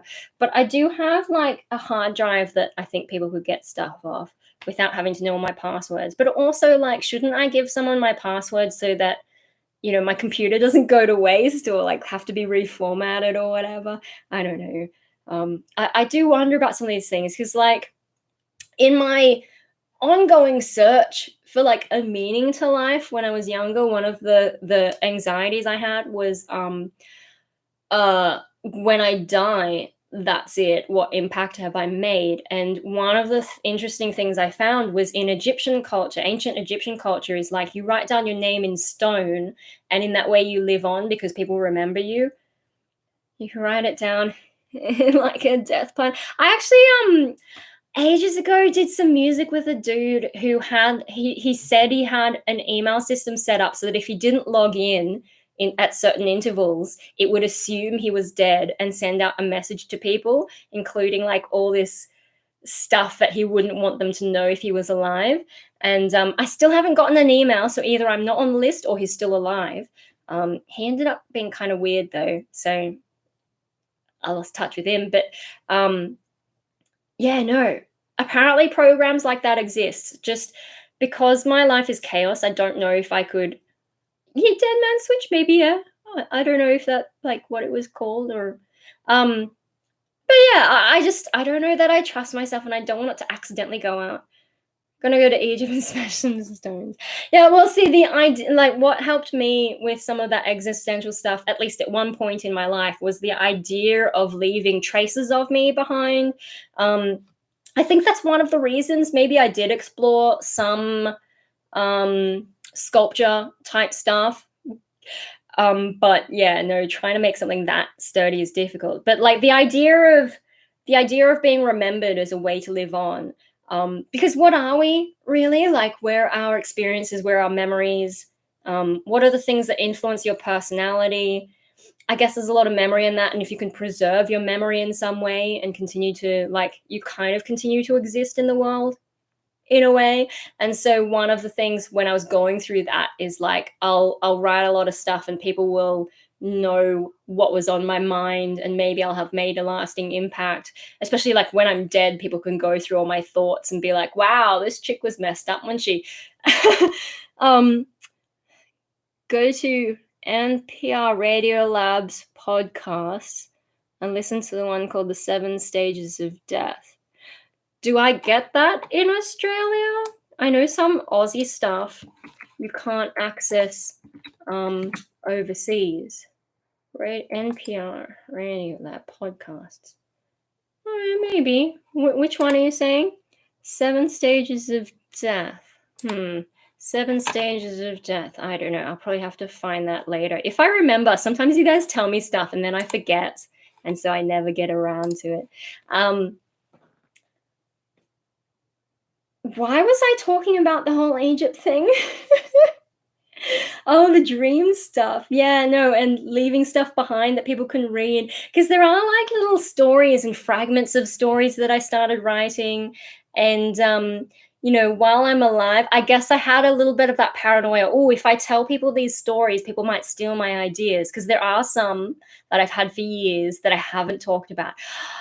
Who knew I could keep a secret when I've like blabbed so much stuff on the internet, whether that's YouTube or my Facebook? Some people think that I actually say everything, which is just no. Yeah, no. When I'm dead, you guys can read some of my stories, some of the crazy stuff that I wrote, especially like in school and just after school. I did a lot of weird writing and came up with some stories.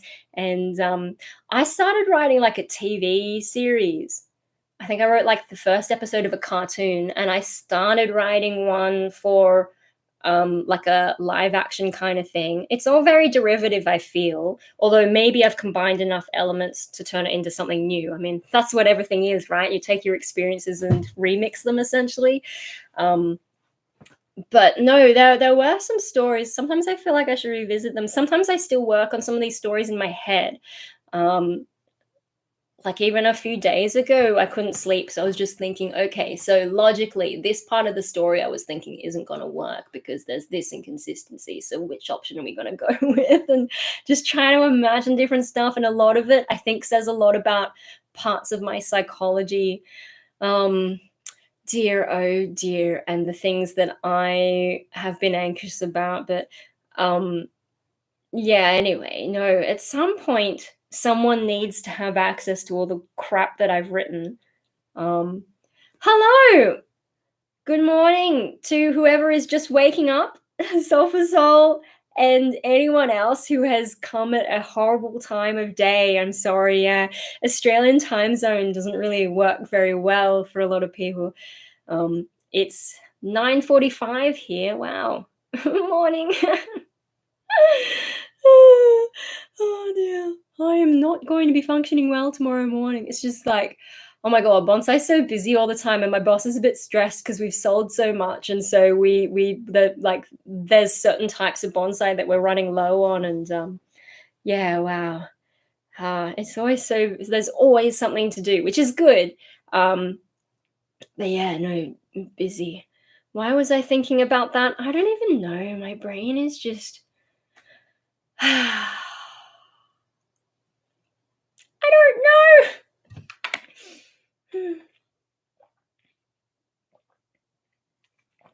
Anyway, what else? What else was on my mind?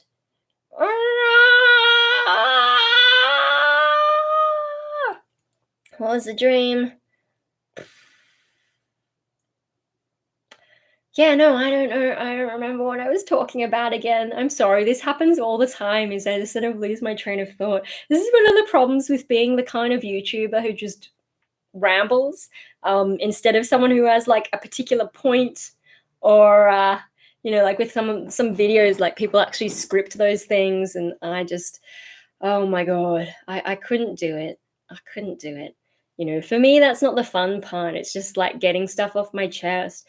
um yeah, I wonder if that sort of ancient Egypt idea is a little bit part of why I YouTube, maybe. I don't know how long YouTube will last, but yeah, no. Pieces of me on the internet, pieces of my mind on the internet. Is that a way to achieve immortality in a sense? Do we want to achieve that kind of immortality given that like it's so easy to look at our mistakes? Although a lot of the weirder stuff from when I was younger has been deleted because, I went on that deleting spree. But there are still some weird videos of me when I was younger. And I definitely feel like I've chilled out as I've gotten older. Um, it's kind of funny to me because I'd rather not leave many traces of me. Well, the problem is you've commented on a lot of my stuff, so you have left traces of you.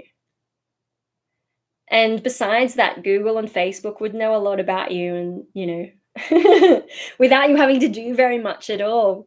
Um, anyway, I don't know, privacy. I guess because my life is such a mess, privacy probably doesn't matter as much to me because, like, what's going to happen if people know that I'm a nutcase? Um, there are worse people. There are quite normal people who behave worse than me. I'm not going to be a politician. I'm not going to be a teacher. I'm not going to be any of those proper professions where you have to, like, act like you're stable and normal and boring.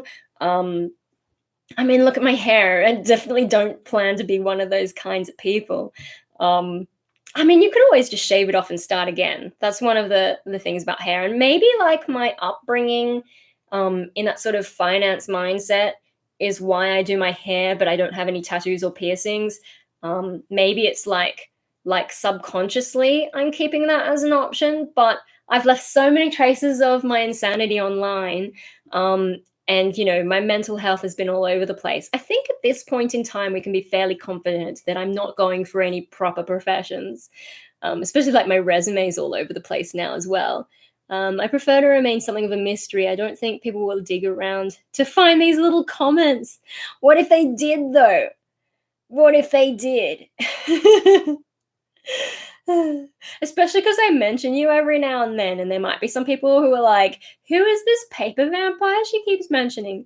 What if I said, "Hey guys, you should stalk all paper vampires' comments"? I hope they like them. Oh dear, dear, dear. Oh, oh, the world's funny. Life's funny. What can you do about it? Oh no, is that a crying cat? Oh man. Although one thing I stumbled across on Facebook, maybe I should have shared it on Facebook. I don't know. There's this 30 things that this guy did in childhood, or like we all did in childhood for no reason. And one of the fun things for me looking in the comments is it's like around the world, and it's not just Western countries. It's like, people in Iraq commenting saying, "Oh my God, we did this too." And people in India, and like people everywhere are saying they all did this kind of similar stuff. So it's like when you're a kid and you grab an eraser and you just like poke little pencil marks in it, random stuff like that. And like, you get the Coke bottle and you get the little lid and you try and pour a little bit into the lid and drink it out of that for no reason. Like just all these little random things. And it's just like, it's interesting and cute to watch how human curiosity is similar across so many cultures, and people who had different upbringings. Like not everyone had everything, and there's some I didn't have, like the one where people stick their tongue on like a metal railing or a metal pipe or whatever in the winter and get their tongue stuck. I didn't do that because Australia doesn't really have that sort of weather. Well, and when you've got pavement and you're trying not to step on the cracks and stuff, and then you jump across to like the safe ground, all the other stuff, all these things that we do as kids just out of curiosity and out of playfulness. Slapping melons in the supermarket. They didn't have that one. I can pick that. Let me see if I can grab it off Facebook and pop it somewhere for you guys. Oh, I haven't logged into Facebook today. That's why. Oh, they've got too many notifications. What do I do? Let me see. I sent it to, who did I send it to? Is it? Oh no, there it is. No, that's not what it is. Oh, here we go. Me and my childhood for no reason. Let me just copy that. Come back to you, Facebook. So you guys can go watch that. It should be a public video. It's not on my page or anything. I think my parents would have yelled at me if I slapped melons. No, it's a fun little video, and a lot of it is relatable. Yeah, just go and watch it. I'd yell at your parents if you didn't slap them. What kind of child are they raising? Oh my God. You guys crack me up. Except that my body's sort of protesting my ongoing consciousness, but no, we will defy it. For at least we'll get to 2 hours. Hey guys. I don't know. What else is there to talk about though? I just found that interesting that so many people have similar experiences, and like, playing with pens, and when you've got these sort of ones that pop up and like trying to make it. Oh, I shouldn't do that just in case the keyboard presses the wrong button and ends the stream. Oh, I don't know what you guys are on about slapping melons. But there's one where you're like walking down the street and you just grab a random leaf for no reason. I don't know. It's just like, how playful we are as kids. And then we get old and it's sort of like, well, now what? Some of us stay playful, but a lot of us just sort of get old and tired and jaded. But I think also society does that to us a little bit because, being playful isn't really seen as a thing that you should do. And so a lot of us probably stop for that reason. And then also like the pressures of life, you're too busy doing other things to think of those, weird things. I still grab leaves. Promise me you'll slap a melon the next time you get a chance. Also, making faces and leaves as a kid. I'm not going to remember that. Apparently, we have rock melon in the fridge, but I don't eat rock melon. And I think mum already cut it up. So, does that count? And then, when's the next time I'm going to see a melon? Probably not till summer, or isn't summer watermelon season? I don't know. I'm really vague about those kinds of things. But yeah, so I promise nothing. And that's my general response to requests. I promise nothing. Because although I will get onto that Taylor Swift thing at some point, I'm just, yeah, still not sure. And I've still got other things to do. Honeydew or watermelon exclusively. Oh dear.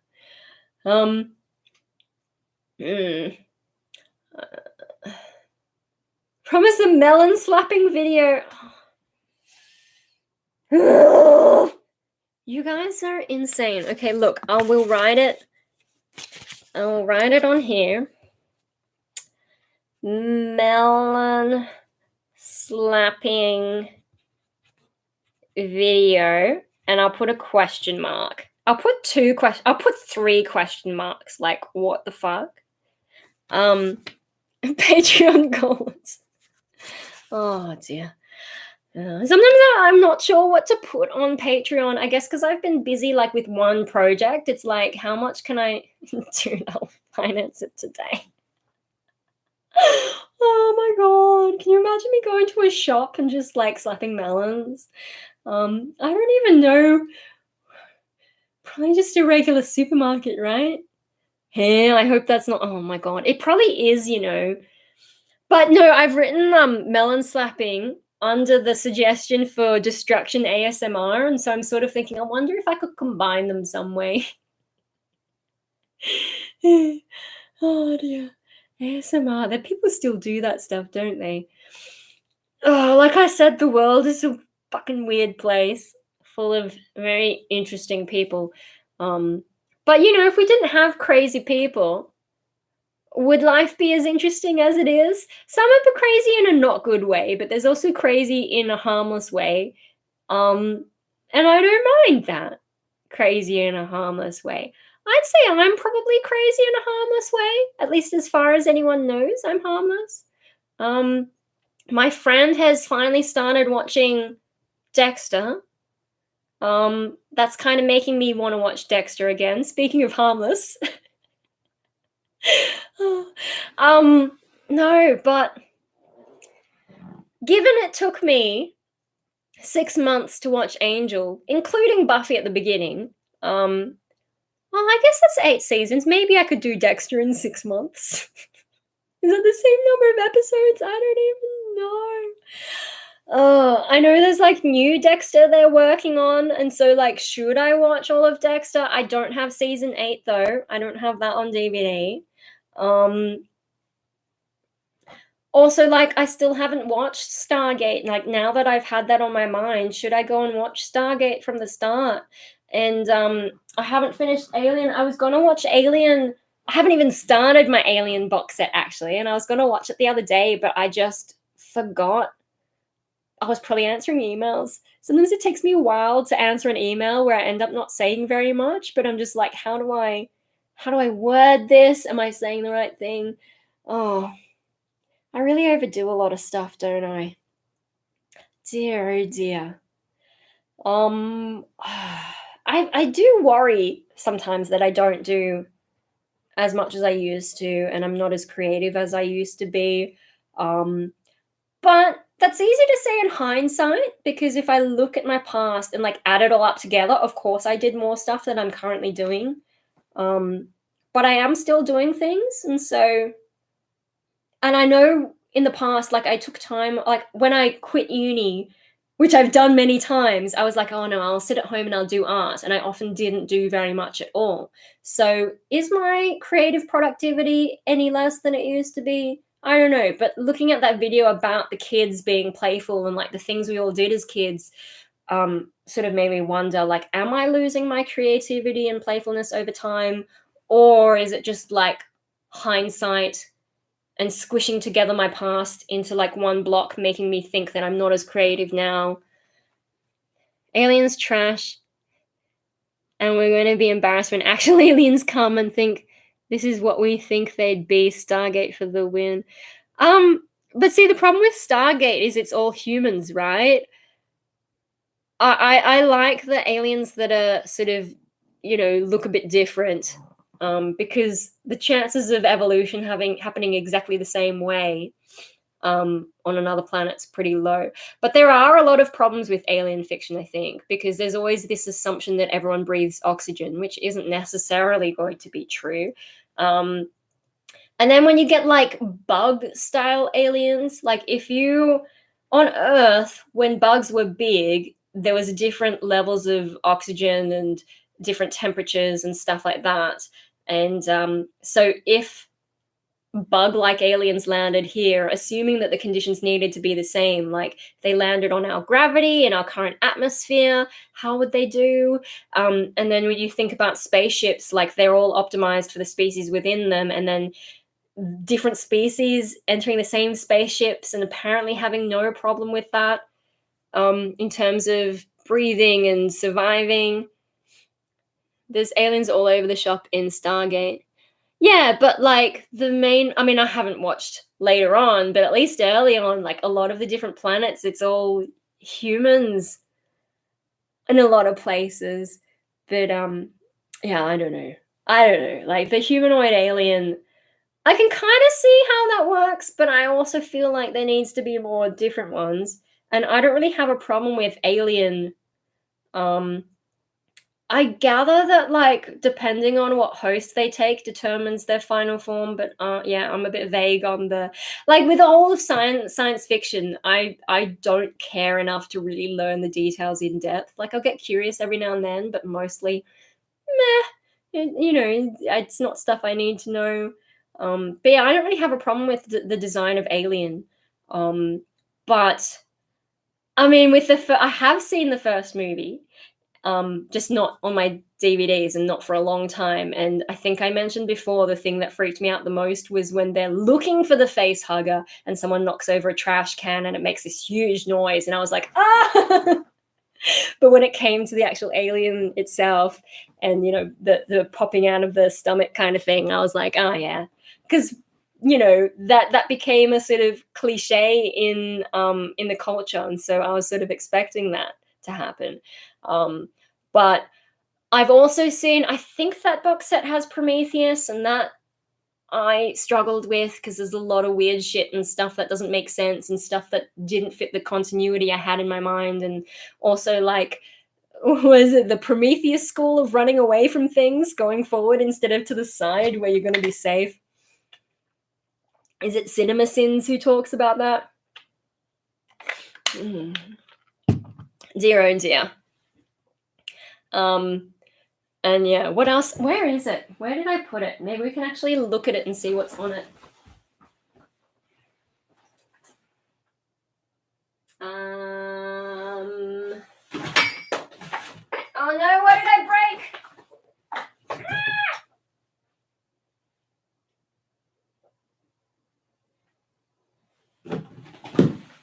I didn't mean to turn that on. God.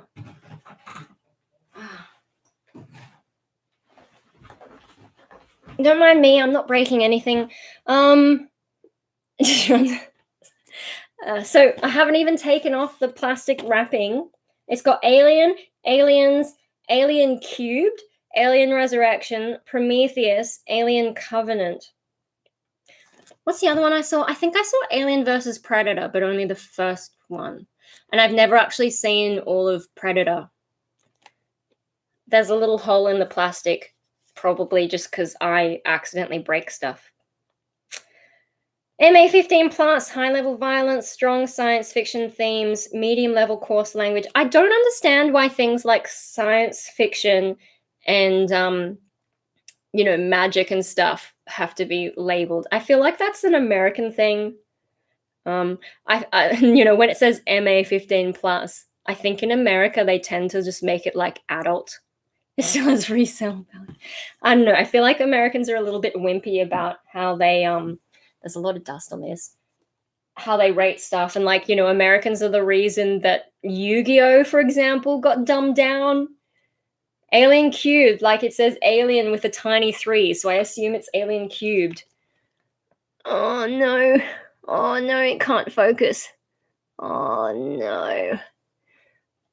Yeah, but it's done as a tiny 3, so to me it says alien cubed. I don't know, I did a lot of maths in school. Maybe that's just how my brain interprets stuff.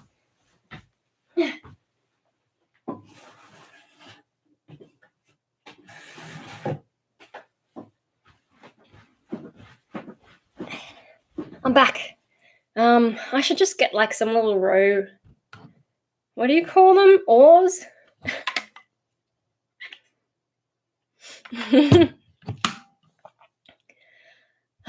Anyway, so Dexter, Stargate, Alien, Oars. Dear, oh dear. No, I'm just not very good at watching fiction at the moment. And I guess I've been sucked into that sort of, YouTube has a lot of 5 to 10 minute videos, and I feel like, I don't feel like committing to anything very long. But then I watch like 55-minute videos, and before I know it, I probably could have watched all of Dexter. Science fiction and magic themes are flagged because they might offend religious people. Being religious myself, I want to point out we're not that easily offended. The FCC should be cancelled.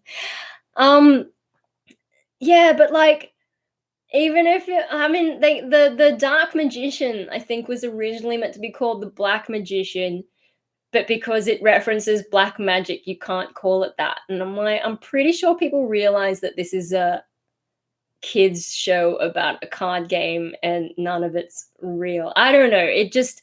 It seems odd to me.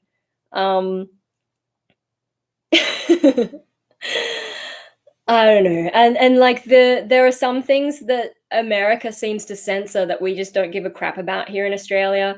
And often I have noticed that the ratings given on a film seem to be higher in America compared to Australia. Like we're less likely to give it a high rating.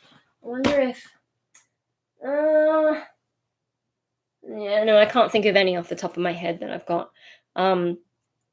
I don't know for sure. It's just an impression I've got is America. Like, for example, in Australia, we swear a lot. And in polite culture, that's sort of looked down on. But in general culture, people don't give a shit. And that's why sometimes people come up in my comments saying, like, why do you swear so much? And I'm like, it's because I'm a fucking Aussie, mate. What do you want? Whereas, yeah, and in America, like if you swear the way that we do, people are like so super offended, and it's odd to me. And that's like one of the reasons YouTube's America based, and so they're very hard on swearing. And so for the first 30 seconds, I have to make sure I don't swear. After that, they don't seem to mind, as long as I'm not like saying it in an abusive way. Like, context matters.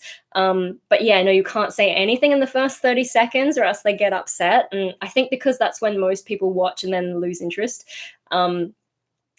Yeah, but like, for example, Jim Jeffries is an Australian comedian who went to America, and like he filmed some specials, and he says in one of his things, like when he filmed the first one, he had to use the C word a lot.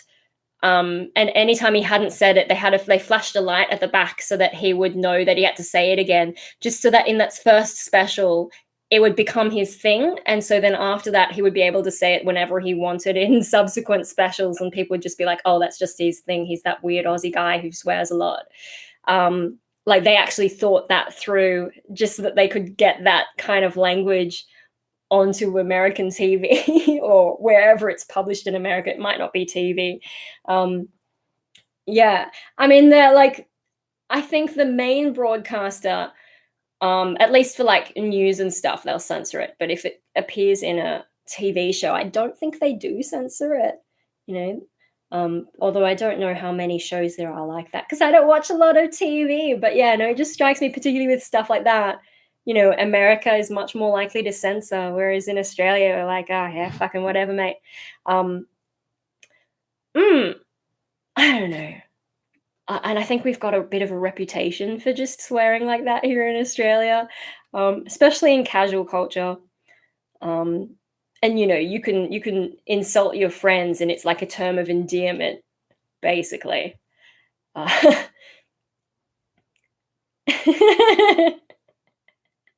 yeah, yeah. Oh dear. I don't know. Like, America and Australia do have different cultures. Like, there's a similar history in terms of, like, British colonization, blah blah, but the cultures at the end of it are pretty different. And so there's some things that work in one country that don't work in the other. Although I would argue there's a significant proportion of America that doesn't seem to work very well for anyone. Um, I don't know. America just like freaks me out a bit, and I wouldn't really want to live there. I'm happy here, thanks. We're geologically stable. I suppose if you go north, you might get the odd hurricane up in Queensland, but no, Sydney's pretty safe. Um, yeah, healthcare system's pretty good. Uh, I don't know. I just feel like things work better here, and like there's less craziness here. There's less political polarization, at least for the moment. And we'll see how much you guys corrupt us. American culture does seep into Australian culture over time, so And like with all this stuff about the royal family at the moment, people are asking the question about becoming a republic again, and like the Queen has no power here. Do people realize that?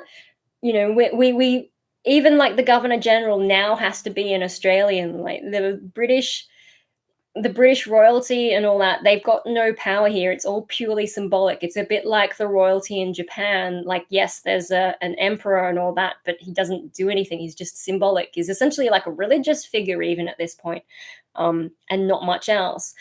So what concerns me about the whole becoming a republic thing is if it's the same system and we just change who the symbolic head is, that's fine. Like your royals. Um, but if we change the way things work and make it more like America, that's when I become concerned, because I don't think we need an American style presidential bullshit, basically. I like how things are at the moment, where no single person can really mess things up in any big way. There's not this huge emphasis on one particular person in politics. Although we do sort of have people do focus on parties rather than candidates, but it's not as bad as like just focusing on the president, like one person, and then forgetting that the rest of the system exists. Uh, I don't know. I just think like what we've got now works nicely most of the time. If the prime minister gets a little bit too crazy, then the party knifes him and gets rid of him, because they know that popular opinion is going to lose them in the next election if they don't. Like the way things balance just seem a bit more reliable than in America. Like America in theory has all these checks and balances, but they seem very unstable and don't necessarily work all the time. And there's all this bickering, and yeah, it seems like the more extreme groups influence most of the stuff, and the vast majority of people who, well, I don't know if everyone in America is in the center, but I don't know. So there's not really a good balance in America. I feel like Australia's got a better balance. It does mean that we don't get much exciting policy sometimes, because if you go too far left or right, everyone's like, "Mm." You have to be a pretty daring politician to go that far if you want to create some significant reform, because it is risky. But people have managed it in the past. There have been big changes. Just without things turning into a total basket case most of the time. I don't know. I think Australia tends to be more center, and even if you elect like a right or left wing government, it's still mostly center. So things don't get too crazy, and people don't go nuts at each other in the same way. From a heraldic perspective, what would the new Australian Republic flag be? Oh, there would be so much bickering, because every now and then they want to change the flag and maybe get rid of the whole British thing, and it just, yeah, there's a lot of bickering that goes on. I think also the Queen has mostly been a popular figure, so um, I don't think a republic is likely while she's alive. I think the question will probably come up once she passes on. Because Charles isn't a very appealing figure. Although, who's the next one down? Prince whatever. Apparently he's a bit more well liked, so we'll see. But um, yeah, no, I mean, it's all symbolic in the end, whether it's a British person or an Aussie person who's technically our head of state. It doesn't really change anything. But if they did change how things work, then I would be against a republic, just because, like, it depends on what system they come up with, whether or not I support it. Just because I don't want Australia to become like America. Um, I think we've got a good balance, and I think the symbolic thing is fine. To change it, um, it's kind of an emotional uh, impulse rather than a rational, functional one. Like, we don't need a president. Things work fine without, that kind of stuff. The Queen has no power here. Like, genuinely, I think she visited, was it South Australia or somewhere, and they were passing some legislation and they wanted her to sign the paper. And she's like, I can't do that. I don't actually have that power here. And so the Queen's representative in Australia, like, I think that it's not Governor General at the state level. I think it was a state level. So whoever the Governor General equivalent is at the state level, I think had to sign it. And they technically, I think, represent the Queen, but the Queen herself couldn't sign it. I think that's hilarious. And it just shows you, like, it is just symbolic. We still have Aussies who are in charge of stuff. It's just, yeah, I don't know. It stops anyone from getting too much of a big head about their power, like getting all Trumpy about stuff. Um, yeah, instead of actually being useful. Although, like, yeah, there's some stuff Trump did that I'm like, okay, fair enough. But for the most part, he's just a nutcase. Oh, America, what will you come up with next?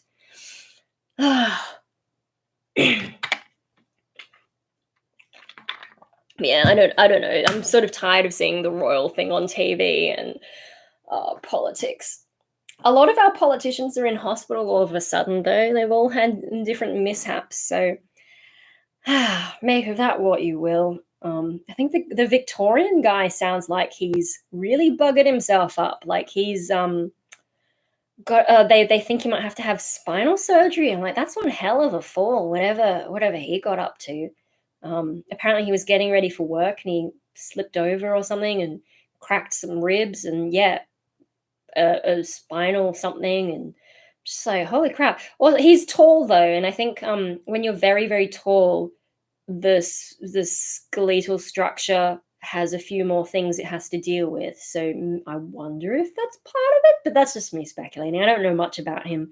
Um, yeah, and then our health minister has caught some kind of bacterial infection, so he's on antibiotics. And then who else is sick? There's a couple of people on medical leave.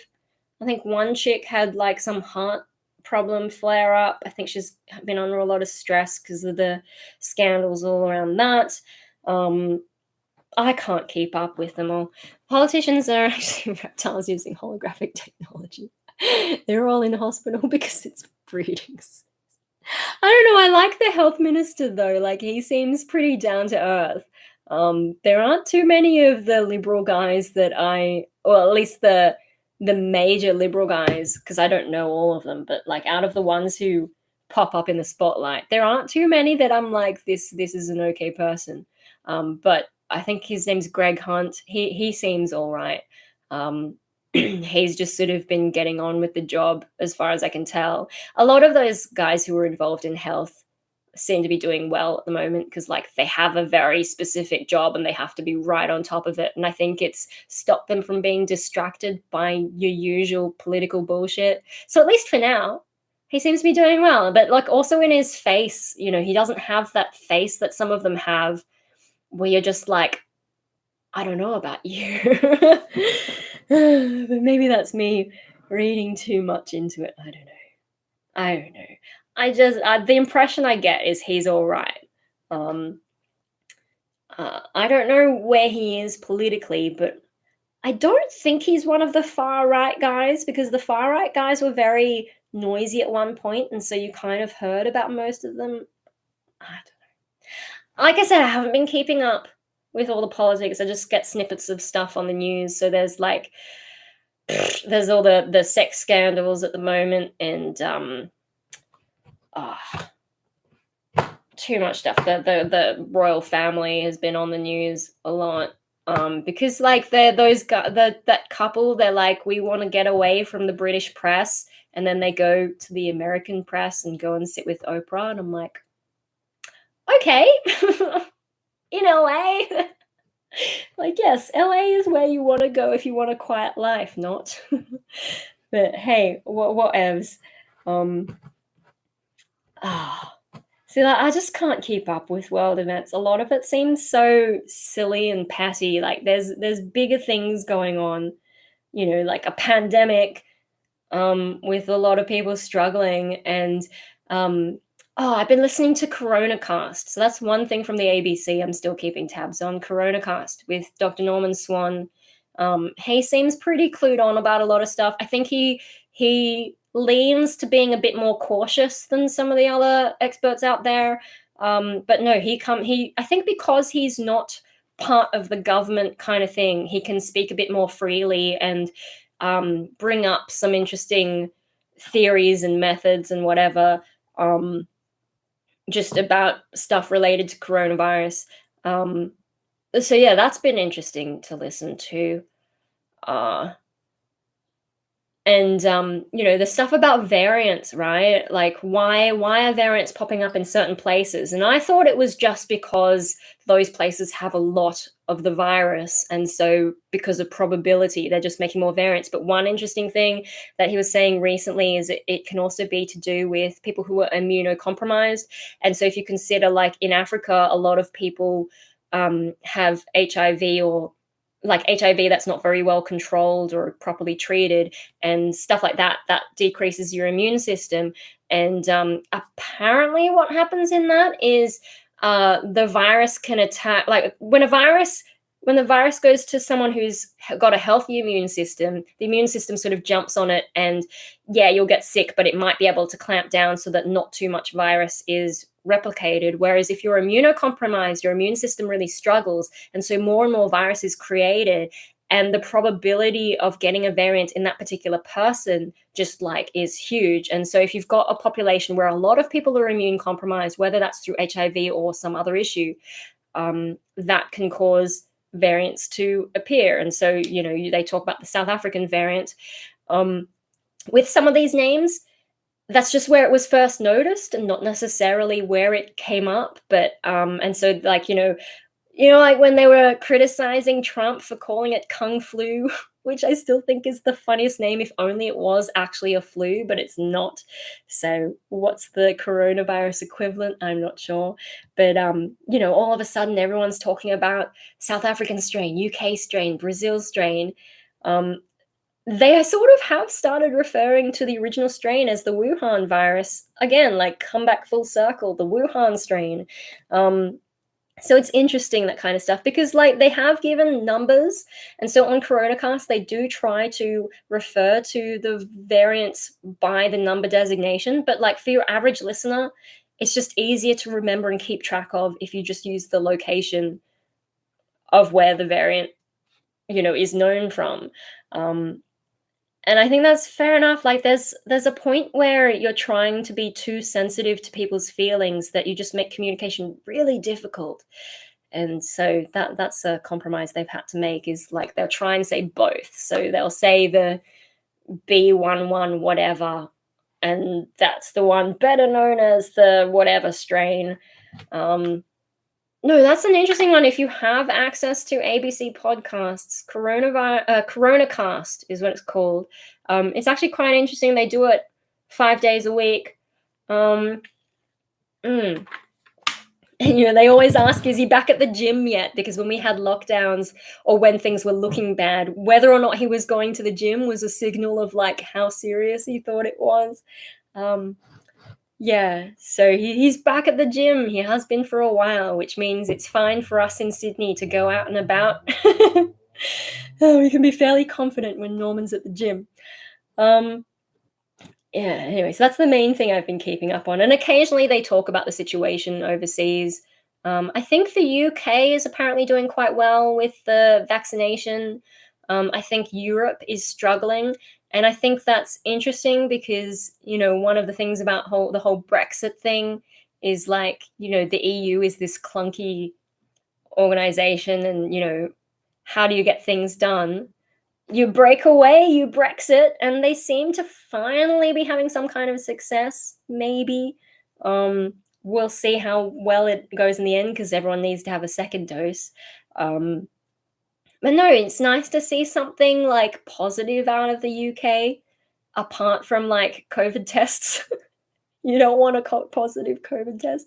But no, like they've had such crap news most of the time and they haven't managed it well. But at least they seem to be getting the vaccination thing going a lot better than a lot of the other stuff they've done. At least that's what I've heard. Whereas Europe, yeah. And Europe has blocked. So I think Italy and France blocked shipments of one of the vaccines that were due to come to Australia. And the media, they report it in a way that I think, is trying to make people be all like outraged, oh, Europe doing this stuff. But like the situation here is fine.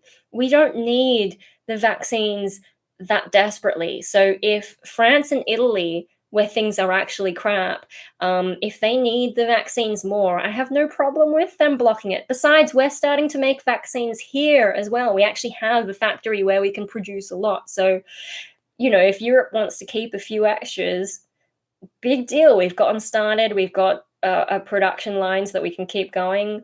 So I'm just not panicked about that. There was one news report where they did point that out, like, look, Australia's doing okay, but I feel like the media mostly just wants to stir up shit, and that's one of the reasons I've tuned out a bit. And there's so much repetitive stuff, like they keep covering the same stories. Surely there's more going on in the world.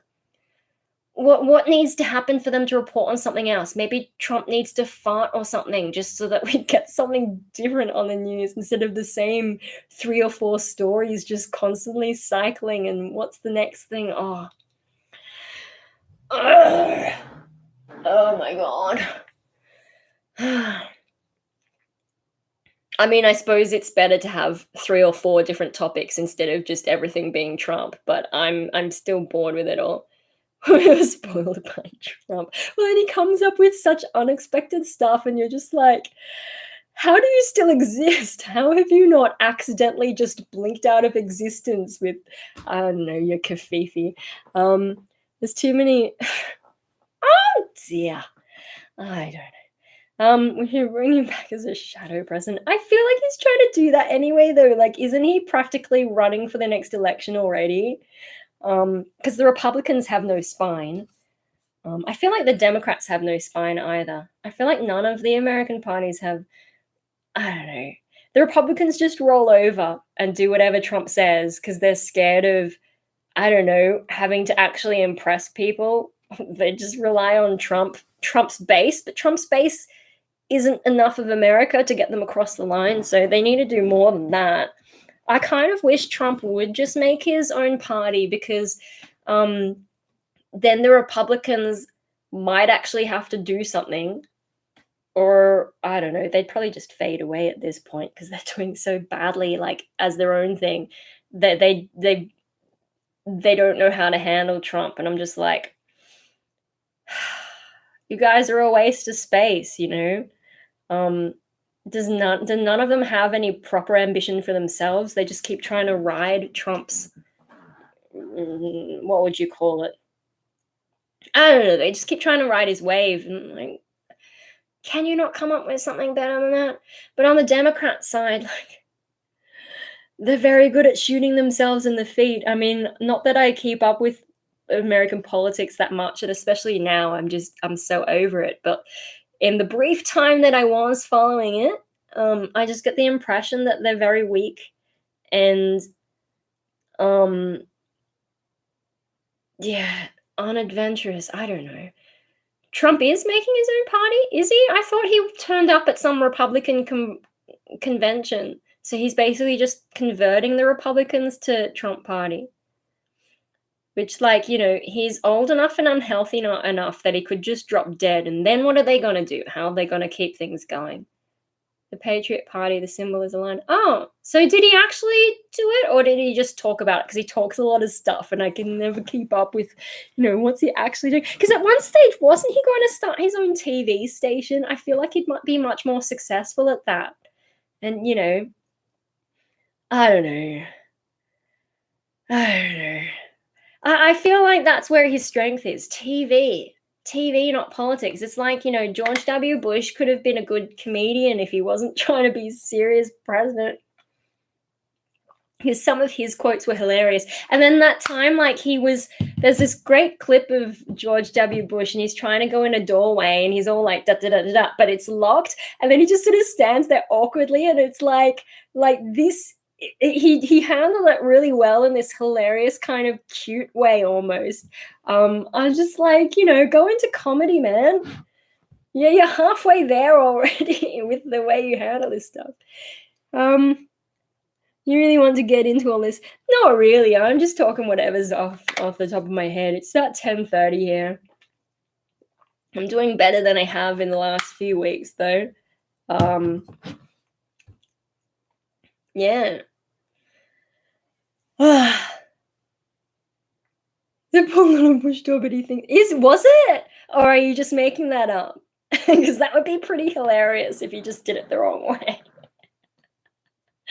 I don't know. I feel like he had a bit of a sense of humor, whereas I don't think Trump has a good sense of humor. I think he tends to just take things as insults and doesn't really have a capacity to laugh at himself. And I think that's like a lot of people at the time thought that Bush was the worst it could get, but at least he had a sense of humor.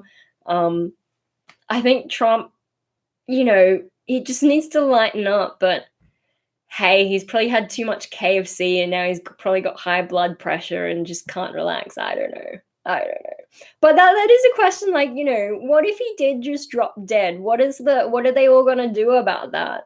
I think that's one of the problems with when you have one particular leader who's like very strong, and then what's the succession? Like, I wonder about that in somewhere like China, because President Xi has I don't even know how to pronounce his name because I've heard so many different versions, but he's like president for life, and he seems to have that kind of a personality. But who do they put in next if he just suddenly dropped dead? Because that does happen. People do drop dead. You could have a random heart attack. There was something on the news today where they were talking about, like, healthy people can have these unexpected heart attacks. Like, it's hard to detect some of the problems that you might be having. So, like, anyone could drop dead at any minute, which would be really awkward on a live stream right now. But I think I'm okay. Waiting in the wings. Yeah, but there's often like people waiting to have a fight. Like, if you think about royal families in the past, for example, and if a king drops dead and doesn't have a clear successor, then you end up with a lot of bickering. And I feel like that's a little bit similar when you've got a strong personality in a political party, and they just drop dead, and you don't know really who exactly should come in. And then different people who have a certain level of power start bickering amongst themselves. That happens. It's happened throughout history a lot. I think it's one of the things that North Korea probably worries about a bit, because he's not the healthiest either. The talk about whether the scary sister could take over as well. Oh, I don't know. Anyway, I'm getting pretty tired. Trump passed away, then his son Eric so popular filling the role. You're kidding, surely. Is Eric the one that they always make fun of? I can't even. It's been a while since I've watched that sort of comedy, but I think that isn't he the one that Is this the next in line?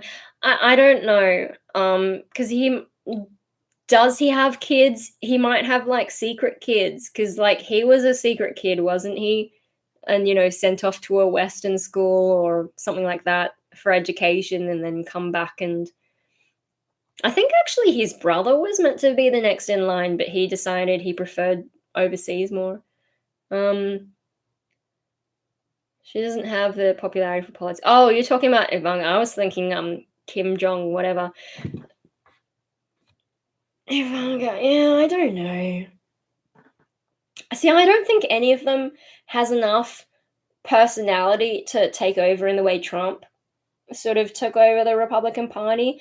I think some of them may be positioning themselves as a possible successor, but there's too many of them and too much potential for bickering, and they just don't have that same charisma that Trump has amongst his base. And it makes me think of like cult leaders.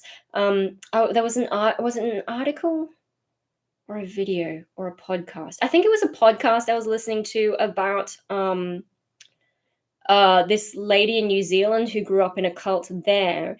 And once the leader died, the son, I think, took over and had no charisma at all. And so, of course, it collapsed. I mean, there were a lot of reasons for it collapsing, but once the charismatic leader was gone and the next one took over, it just didn't survive that. Because, some people just have that sort of thing to draw people in and create loyalty, and you don't necessarily pass that trait on to a child. And yeah. So I don't know, like the Trump family doesn't strike me as having anyone who could get really close to what Trump's got in that sense. That's just my opinion. What do I know? Because I've really been trying to avoid some of that stuff, but hey. Yeah, no, my life's just getting so busy as well, so I have less time. But I haven't been turning on the TV. For example, when I'm eating, I've just been looking out into the garden, which is what I used to do, I think, before the pandemic. Yeah, because the pandemic is when I started watching the 24-hour news channel, because that's when they had that's the channel they had the press conferences on. And at the time, it was a lot of drama, so we were all trying to keep up with the updates. But that's all done with, at least for now, cross fingers. And yeah, I'm just tired. Like that whole thing with Facebook really did it for me with the media. Because now, like, more and more the things, I just can't get away from that annoying feeling that it's just a bunch of crap. I mean, there are some reports that are genuinely like, okay, this is informing me about what's going on in the world. But then there's some where I'm just like, you guys are focusing on this particular thing way too much for opinion not to be creeping into it. Trump's fans aren't there for his charisma. They like his stances in job creation and national security. I don't think that's true. I think they're there for his personality. Like, a lot of them will say, like, he says what he thinks.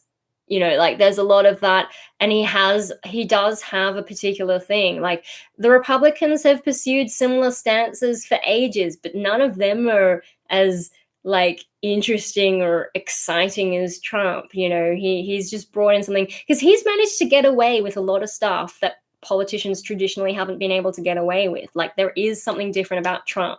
And if you think there's not something different about him, I don't know what to tell you. You must be blind. It's not just his policies, because like half the policies is just what the last person who talked to him said. Like, he's flip-flopped on some things, and it definitely feels like someone has had a chat to him and he's like, oh, that's a good idea, I must have come up with it, and then he'll change his mind just randomly. He doesn't really seem that solid on some of the policies sometimes. Like, there's a few that he sticks to, and then there's a few that he's like flip-flopped in these weird ways. But his personality, I think, is what speaks to a lot of people. And, he doesn't play that traditional politician game. He's brought in a lot of that reality TV kind of vibe. He did all these announcements on Twitter, for example. Isn't he good? He's not super dogmatic. It's good that he's chaos. Um, is the chaos is one of the reasons that not a whole lot of bad stuff got done. Like there was bad stuff, but it could have been worse if it was someone with like a clear goal and clear focus and a clear intelligence to get it done. Like I don't know, like maybe Pence. Although Pence turned out to be a bit more loyal to America and the Constitution. Like he's a weirdo, and some of his ideas are, but he did seem to, in the end, do what he's supposed to do. Uh, but like someone who's a bit more focused like that. That, but see, I don't think someone like to have what like Trump's kind of charisma. I don't think you could be that sort of super focused person, or I think it would be rare to have both. Because it's rare enough to have one, but to have both at the same time, I don't know. I feel like that would be a tricky combination to shoot for. Um, yeah, because like people who are super focused, I think just don't have that kind of personality most of the time, if you know what I mean. Like, uh, I think they're more likely to be like a little overly organized to have that kind of personality, whereas some of Trump's charm, if you like, comes from being chaotic and unpredictable. Big difference with him, though, is he's not a politician. The Republicans before him were in office for decades, and he comes in and from day one started. Oh well, we can argue about that. He had a good starting point, whereas and things were already happening. Whereas Biden has come in with the shit starting point. There's interesting things like that. Like depending on who came before you, the start day one was not because of Trump. Like you get in for day one, you can't just suddenly create jobs like that. Like there's leftovers from the thing that came before. Um, so yeah, I would disagree with you on that. Um, but like, yeah, so he's not a traditional politician. Um, but he has that personality, and I don't know, if you can't see the role of his personality in it, I don't know what to tell you about that. I think it's a big part of it, and I don't think his kids have that. They might try, but it just comes off as cringe, and I don't feel that they're able to pull it off in the way that Trump has. Um, yeah. Plus, I can imagine the infighting being a potential issue. It's a bit like with the Republican thing, right? In Australia, like when the Queen dies, I think that's when we'll be having the conversation. But while she's alive, I don't think people are going to seriously do the Republican thing here. Um, talking about becoming a Republic, not a Republican Party.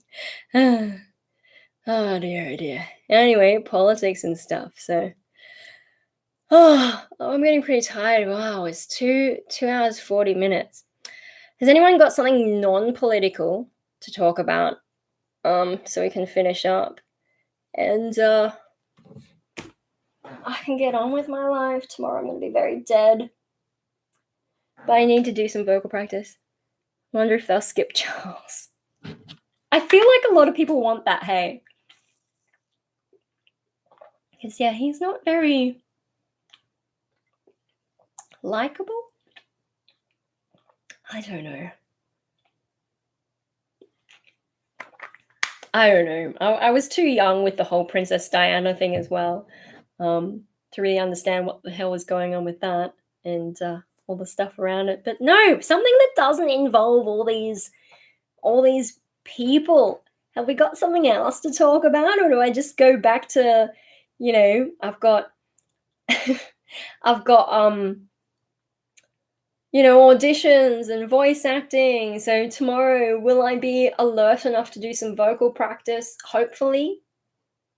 I need to keep up the practice because, like, if I take too much time off, it can take a while to ramp back into it sometimes. Oh, fucking grapes in their bunches.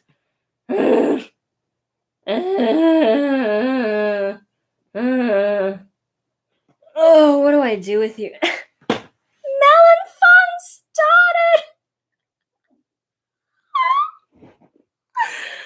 Oh my god. Oh like slap a melon. What is my video thing? Melon slapping video. Oh my god. Oh my god. You guys are so crazy. I guess it's not politics though. Unless you take melon to mean someone's head. And if I just went around slapping politicians over the head or slapping the media over the head, slap all those melons. Because, like, what are some of these people doing? I can't even. Or we just leave it as fruit. I don't know. When am I gonna see a melon again? Apart from like the rock melon in the fridge, but I think that's all cut up. So how do you slap that? I don't think that's what you mean. I'll just be like, Mom, next time you get a melon, can you wait before you cut it up? Because I have this really important thing to do for YouTube. And she'd be like, what are you talking about? Maybe I can get Mum in on it. They don't have melons years round in Australia. I don't know. I don't go to the shops. My parents don't want me going shopping because apparently when I go to the supermarket with them, the overall price of the cart goes up. So, they've made a habit of not shopping with me. I suppose I could just go and buy my own melon and come home and my parents would be like, the fuck is this? We've got no space in the fridge. What are you doing? Go spend your melon money on melons. How many melons are you thinking I'm going to buy? Like, come on. Oh my god. Oh my god. Or I could get a melon and dress it in a bear costume. How many things can we get done at once?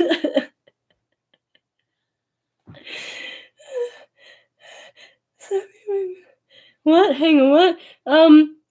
Go to the store and slap a melon. How is this difficult? Start a trend. Oh god, I feel like I'd have to be on TikTok to start any kind of a trend, right? Isn't that where all the kids are these days? You have to buy 2 so you can clickbait title slapping my melons. Oh.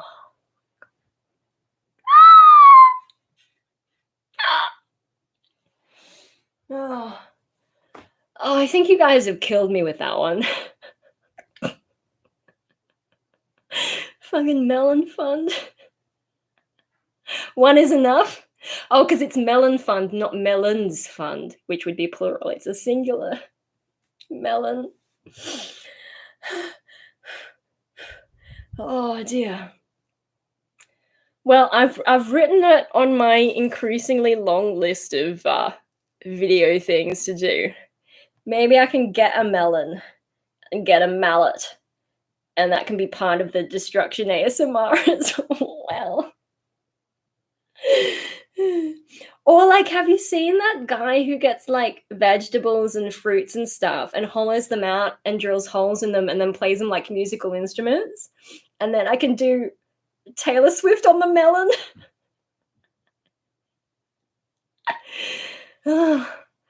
Oh my god. Oh, I think that's enough, guys. Yeah, smash the melon. It'd just be so messy and such a waste of melon. Oh my god.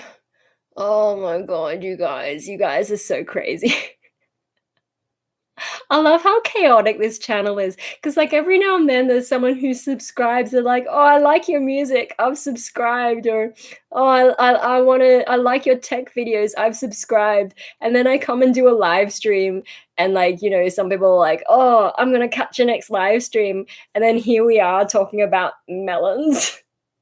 Birds will come to eat the melon, and then Hope will chase them away. Hope's so funny. Like, we were walking along the other day and this little chihuahua, half his size, is there, and he tries to do this big circle to avoid it. And I'm just like, dude, it's smaller than you.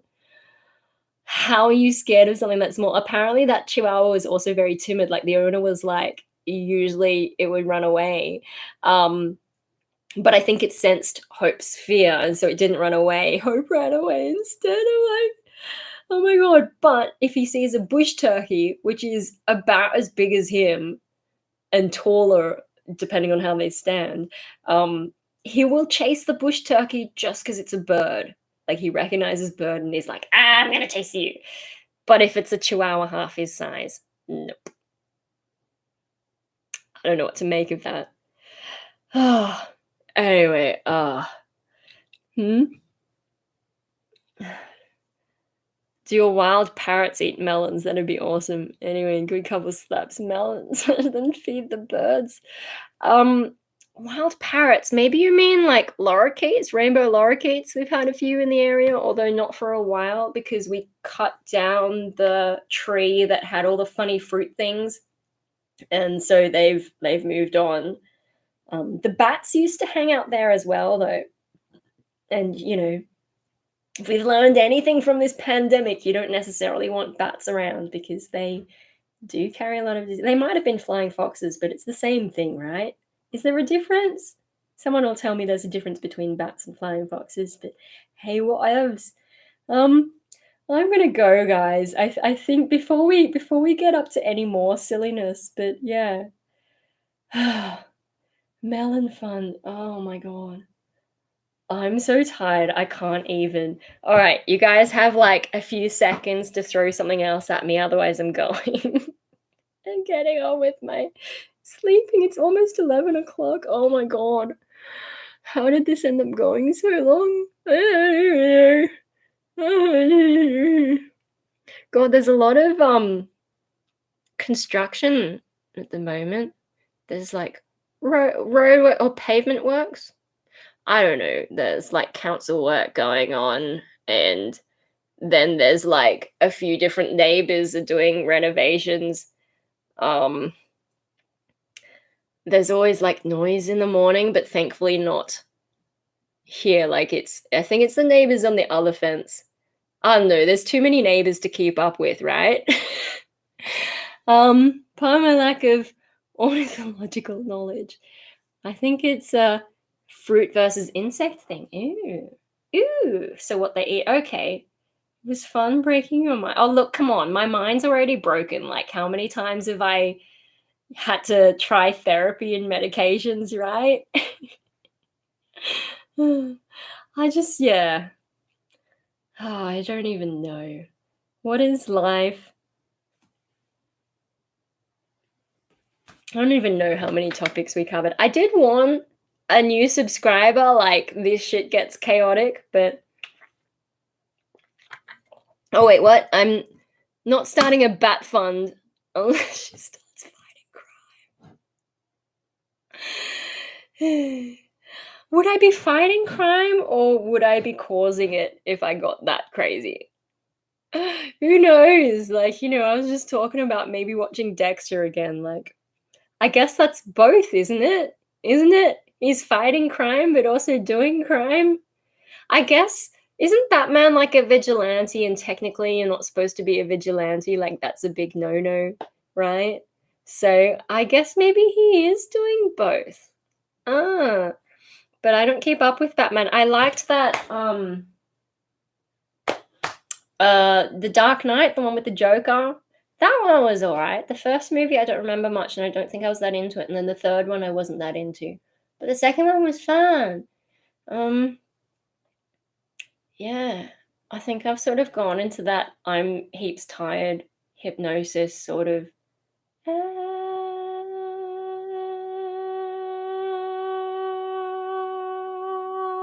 Just sometimes when I make those noises, I just imagine someone just popping into the live stream while I'm in the middle of like something crazy like that, and they'd just be like, okay, what did I walk in on here? Anyway. Oh, melon fund. Oh my god, look at all this stuff on my list that I have to do. No, okay. So I can see there's like people watching and they haven't spoken up. So if it's just Paper Vampire and Steve Allighieri, maybe I'll go and I'll leave you all to like pick up the pieces of whatever the hell. All right, I'm going. See you guys. next Wednesday probably, because I don't think I'll have time for a video. So yeah. See you guys.